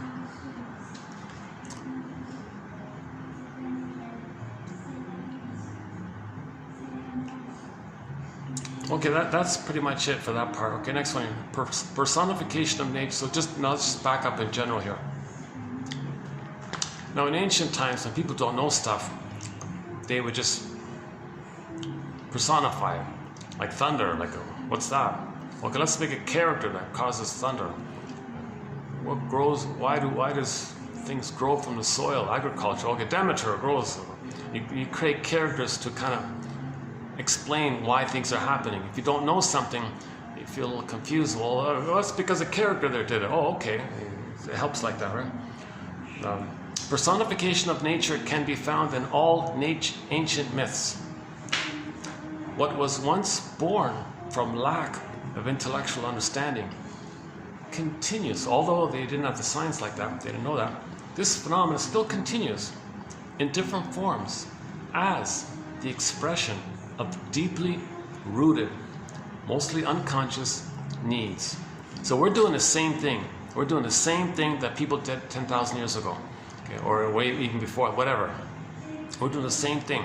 We don't know something about ourselves. We don't know that our beingness is frozen. Okay, create a story of Snow White and they're frozen.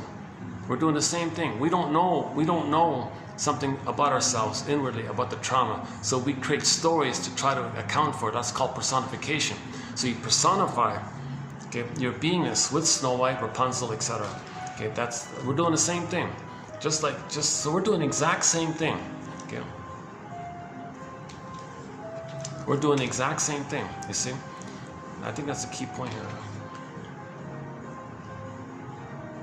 Oh, sorry, I missed one here. Deutsch sees Dionysius as a man whose life was marked by his fight for masculinity over his feminine impulses and his desire to achieve immortality.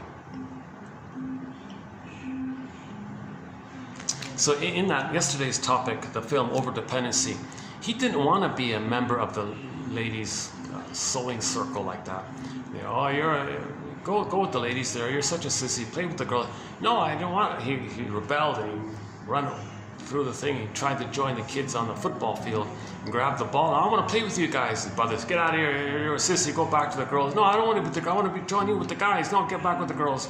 Because the father did that, and he didn't have the courage to join the guys because the father conditioned him like that. So he didn't know how to play with the boys because he psychologically thought men always reject, but he tried to join with the boys. So even his own brother rebuffed him, and his brother's friends rebuffed him. And he go back to the sewing circle, you sissy, and all this. That's the same idea. So he's like a Dionysian character. This character, what's his name? Did he have a name? I forgot. Go to yesterday's topic about it. Done at the cute little place with the blue painting at the background. Yesterday's one. One approach to the study of mythology is concerned with the social, cultural, political, and economic components of the myth. Okay, fine. So you might talk about what life was like in society using the myths, but that's not really what it's about. A second approach, the psychological investigation. Okay, so myths are metaphors for psychology. Although there may be elements that maybe in that time this was there like that, things were like that, but that's not really, you don't really know for sure like that, but it may have influenced things. So that's minor, but some people focus on that kind of stuff. Mainly 99.9% of it's psychological.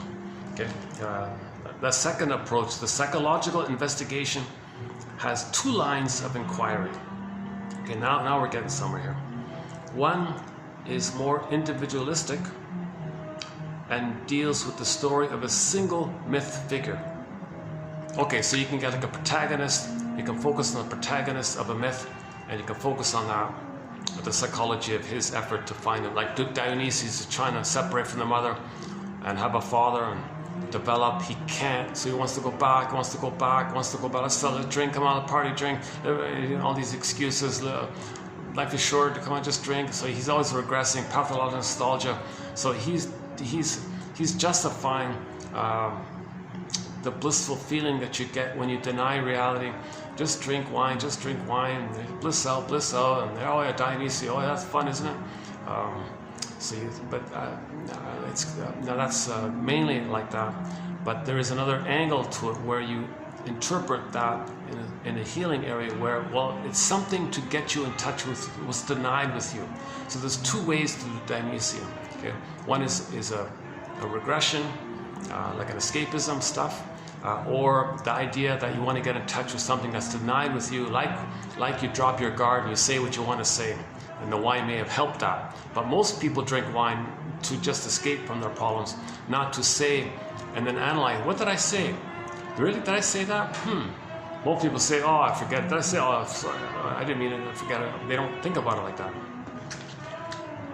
They don't analyze their jokes when they were drunk or something. Oh, really? Oh, sorry, you can't blame me for that. But ideally, you would analyze what you said when you were drunk, right? Because that's kind of telling you your trauma, something about your trauma, your psychic structure. The other has to do with the collective aspects of myths as they are elaborated in rituals.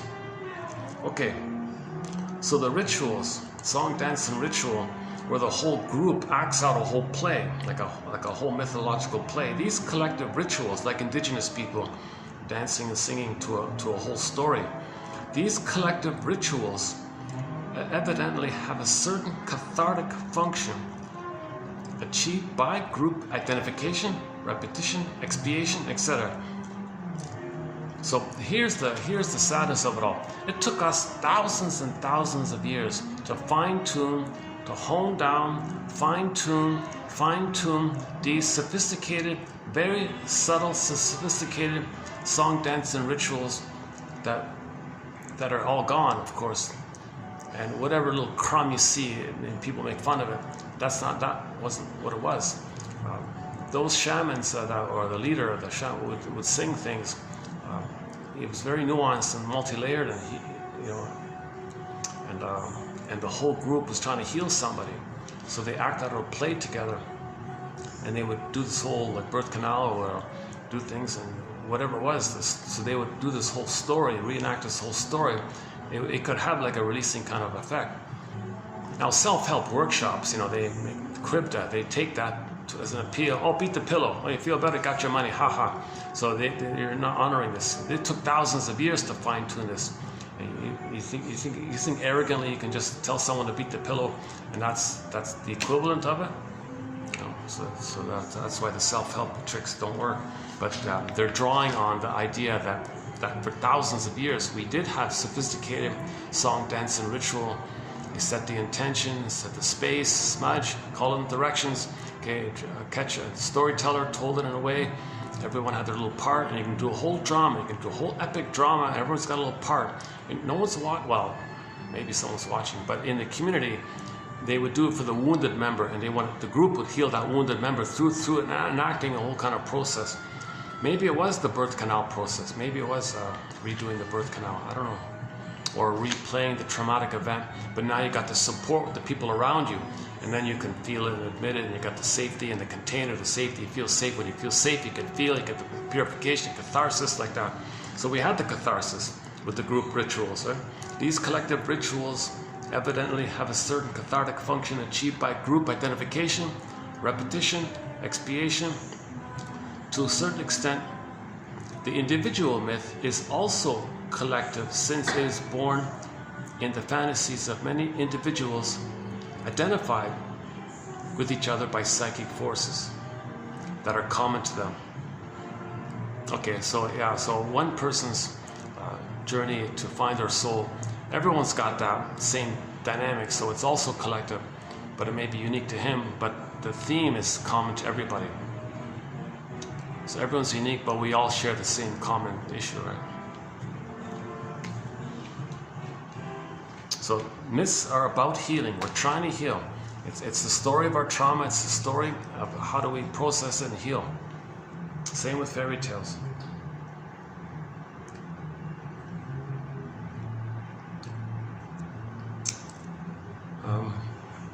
Okay, I saw somebody post, I don't know who said this, but the interpretation of the Greek god Dionysian, okay, I'm adding it here, during the opening ceremony of the 2024 Summer Olympic Games, makes us aware of the absurdity of violence between human beings. That's pretty good. That's true, I think. If we're seeing stuff, if we're seeing things from myths and fairy tales, and we all have that commonality that we're all traumatized, we all got to heal. It's absurd to fight with each other because we're all wounded and trying to heal. We're homo traumicus, study trauma, and we all want to heal. You're arguing with others, but the most traumatized are avoiding us, so they plunder the planet because they're traumatized. Rather plunder them, they want to plunder. Rather gave them poverty, they give others poverty. Okay, rather sold their soul, they short sell the planet. The baby had to hand over his soul to the mother, they get others to hand over the resource to them. So those ones, the most traumatized of the most traumatized, are really gotta kind of consider,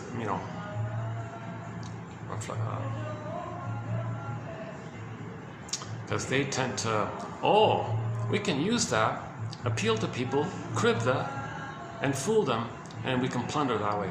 So you can take things to heal, or you can take it and twist it to fool. So we got to get out of this fooling business and maintain the spirit of healing. Okay, the last one here, by the director of the Olympic thing. There was never any intention to show disrespect to anyone.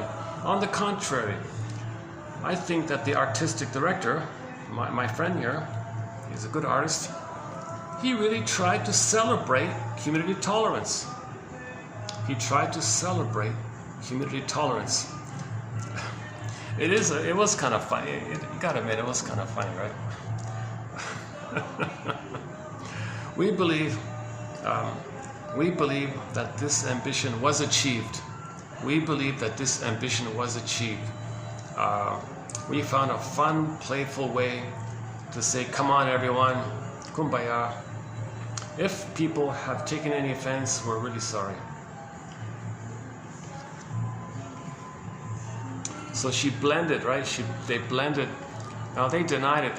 He said, I didn't use that famous painting, Michelangelo's painting. I didn't.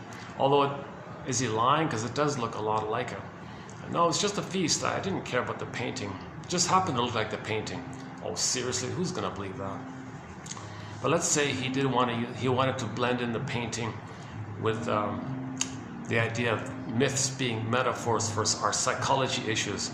So maybe he was trying to link psychology with religion, because religion is a perversion.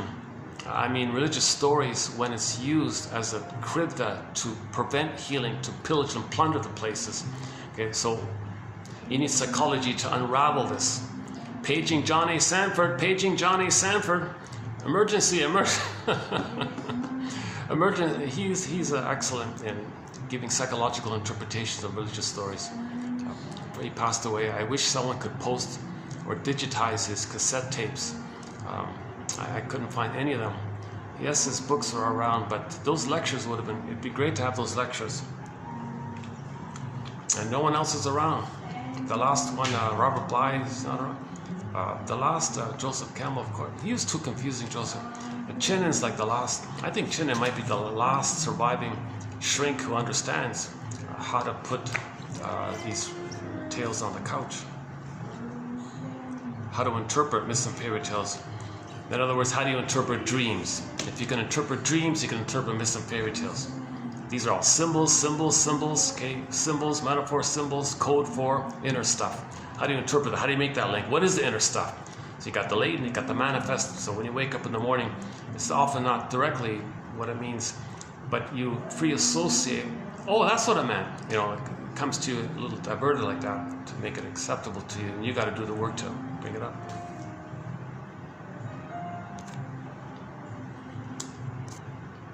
What do we got here? 29%.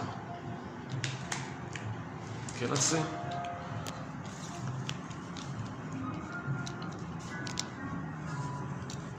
Should I read it again or just leave it like this?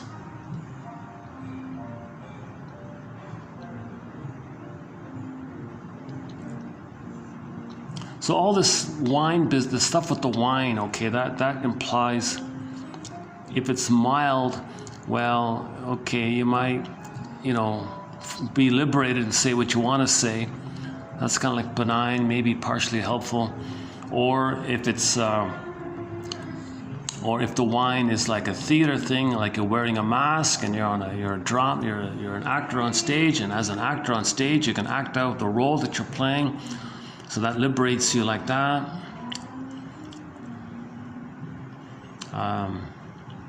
Okay, now and the ultimate goal is to get back our embodiment. So he says, this reminds you of that. The story of Dionysius, or any mythological story really, reminds you of that. One, healing and wholeness. Now Dionysius was extremely manic. He was extremely acting out, communicating. He couldn't put words to anything, so he was just acting out all the time. So how do you interpret this? If the Greek gods are doing all these things, it's like treated like a dream. Well, how do you interpret this dream? How do you find the rational behind the irrational nonsense? Okay, so the irrational nonsense, that's called primary process mentation, primary thinking. Alice in Wonderland.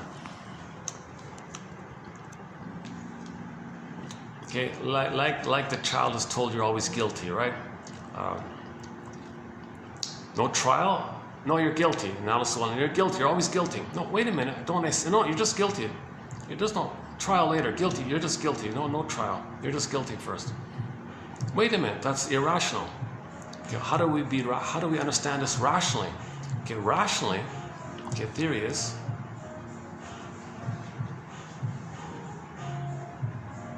the baby wants a good relationship with his mother. He didn't get it.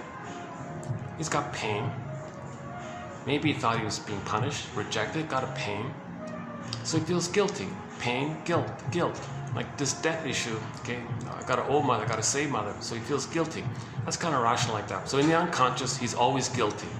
Like the Franz Kafka story. Or you're guilty of what? I don't know, I'm not going to tell you.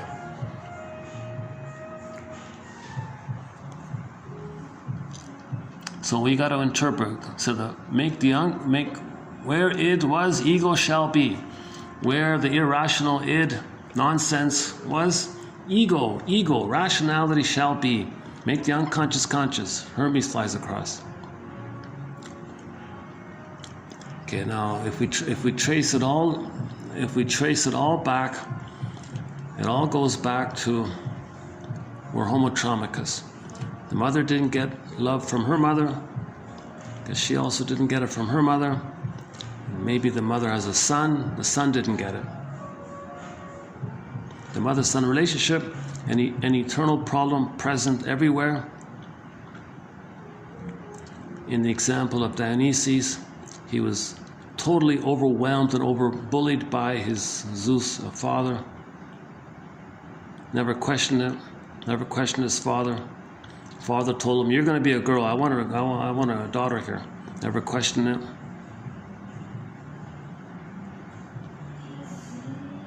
So Dionysus could never have a connection with the father. He was always bullied to be them.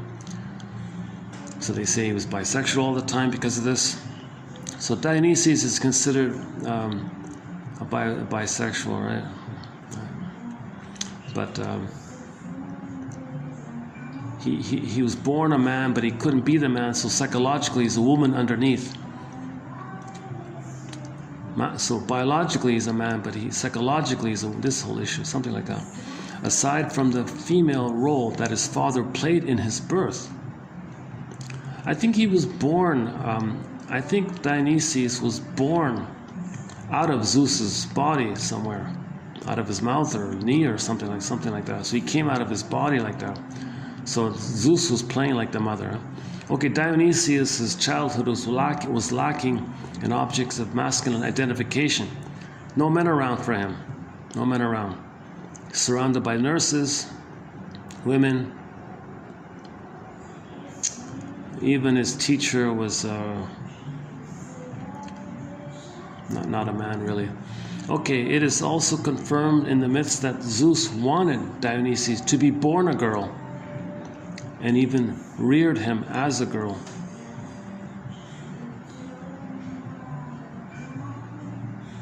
It had been decided in Olympus that Zeus would be the god of men and Dionysus the god of women.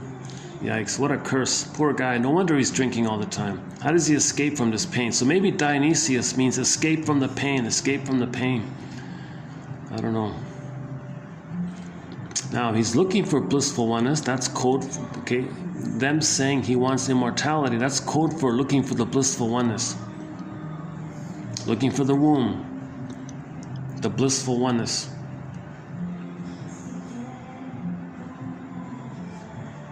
So the way they said it was, he lives forever son and she lives forever mother. Okay, that's the state of timelessness that takes place during that time.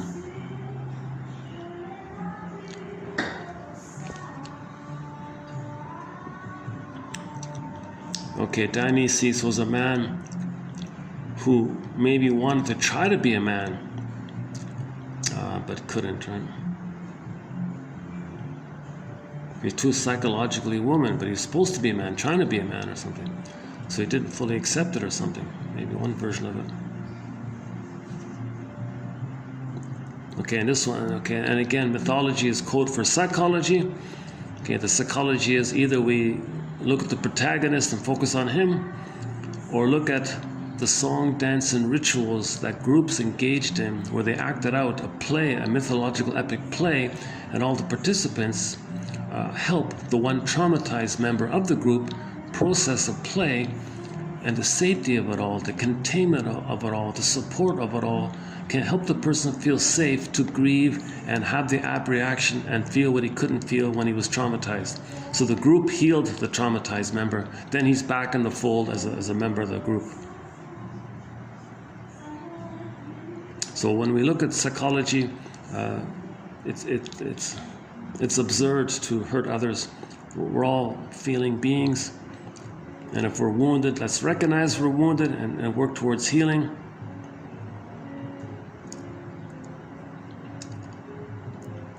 And she said here, the humorous scene with Dionysus coming out of the food on the food table there, mixed in with the famous painting. Well, let's celebrate tolerance. Let's tolerate. Let's acknowledge.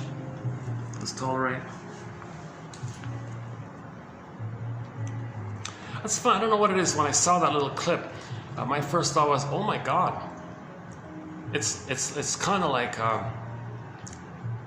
the image was the meal, right? And he's coming out like that. Like, as I was saying before, are people behind this saying, help, help, understand, understand. Everything's love or a cry for love. So either it's just some kind of playful juxtaposition between psychology, mythology, psychology, and the religious, which is also a perversion of psychology, mythology. It's cribbed, twisted to fool people. So let's link it back in. So it offers a link. That scene as for what it was underneath it all, there was that link there. Now yesterday I was talking, I thought maybe no, it's cribbed. It's another cribbed. There may be an appeal to link psychology in this area. But what do? They had some guy, maybe with some plastic surgery, with this elongated, right? And then now is this supposed to like just promote the flaunting of this perversion of the LGB issues, where people some I don't have a quote in this area, but some men confuse what that thing you see.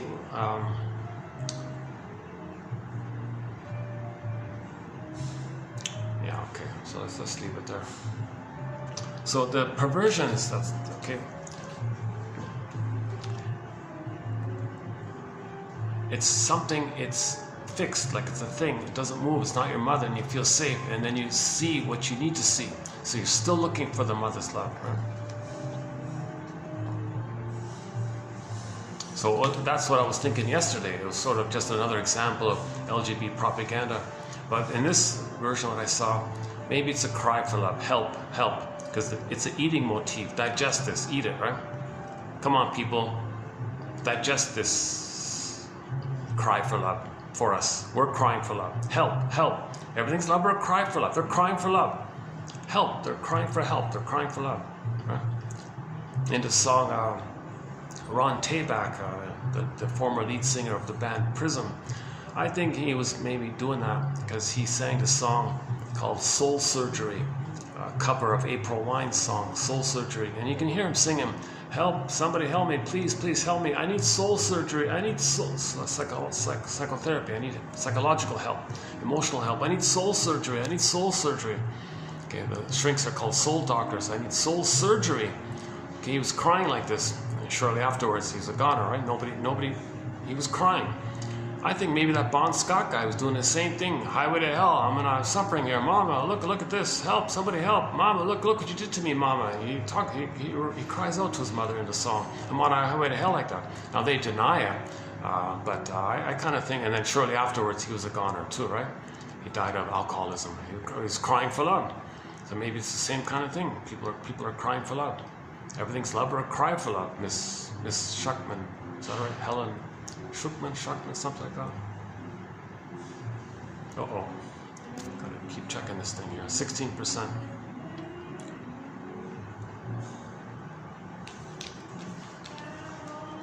Look at that, eh? See, just like yesterday, I had good conditions.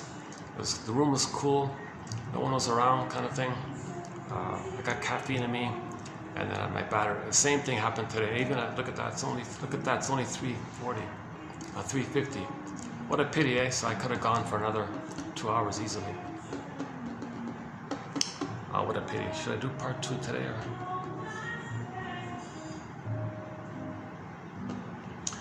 Actually, this was just a preview. This wasn't officially up. This is tomorrow. The next one is it. Today's one is Ennui. Should run through it.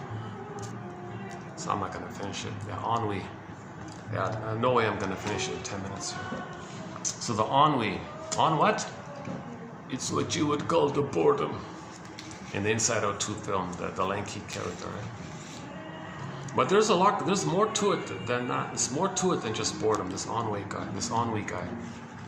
Ennui lady. Ennui means alienation from the real self, spiritual apathy, a negation of being, a nullification or a corruption of human will. It's a false idol, psychologically unhealthy, endlessly deferred desire, quote, distraction from distraction by distraction. Weariness, okay, benignly it leads to sadness, but in its more perverse way it leads to anger. Discontent to anger. Quote, when you're bored, you're boring, unquote. People will own up to all kinds of faults before they'll admit being bored. Ennui goes deeper than boredom. Ennui goes deeper than boredom. Hence, boredom is to ennui what sadness is to depression. The former acute, the latter chronic. So ennui is chronic boredom. Or you might say boredom is like passive and ennui is more active. It has been suggested that, quote, the poor get bored, but the rich have ennui. So little time, so little to do. Now, that's not bad, right? The poor get bored, but the rich have ennui. Now, if the rich have ennui, they're going to plunder the planet. They're going to pillage and plunder because they're bored. They have ennui. Ennui is more serious.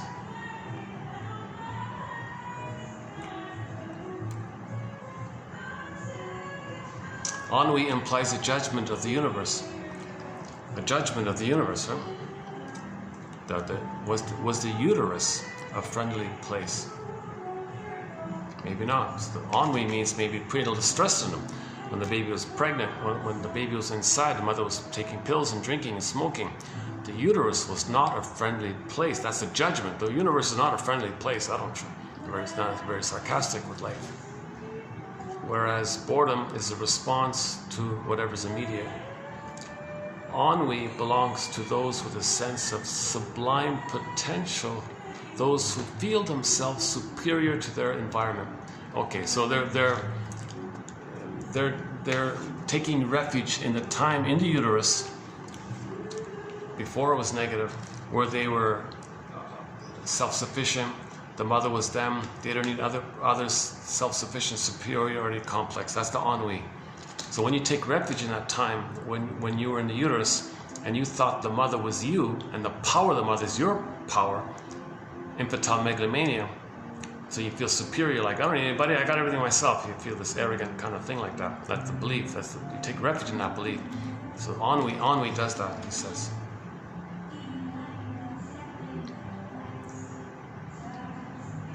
Boredom is an emptiness with insistence.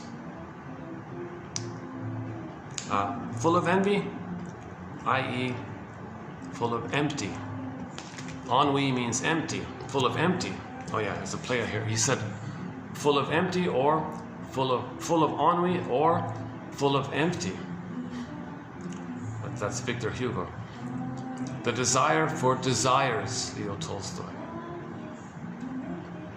Okay, then now it's gonna get. Okay, how's the time? 7%. I'm not gonna finish it. Okay. Okay. Well, this is part 1. So I just started in part 1, and in part 2, which I'll either do now or tomorrow. I'm not sure.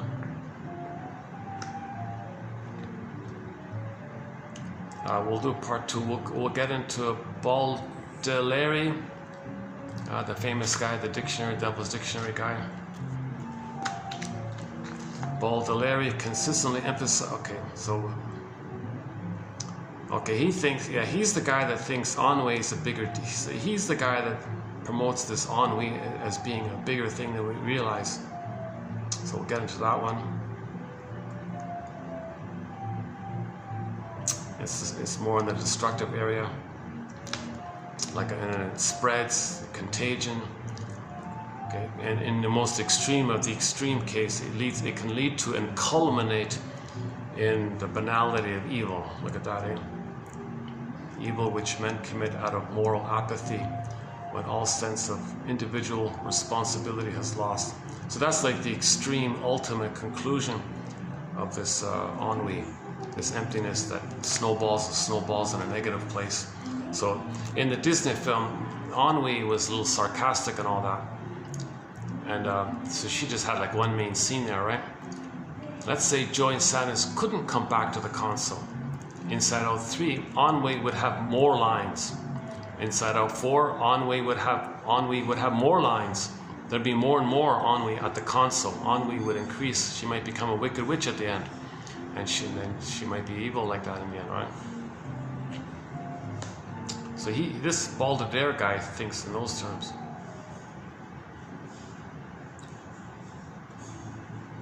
Okay, and then at the end there's a little bit about the psychosomatic issue here. So yeah, so we'll get into that tomorrow. What do we got here? 4%. Okay, your mission, even though I didn't read it all, your mission, should you choose to accept it, is to read the quotes here and pick one that's of interest, write it down, make a note of it. And okay, when I hit the stop button, I'll decide about the part 2 part, if I do it here now. Let's see.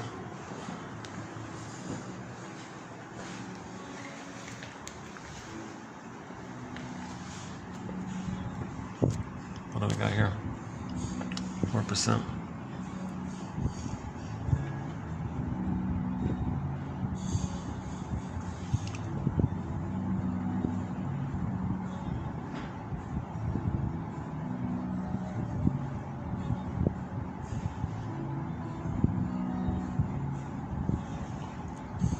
So does Dionysius have ennui underneath? Most likely, yeah.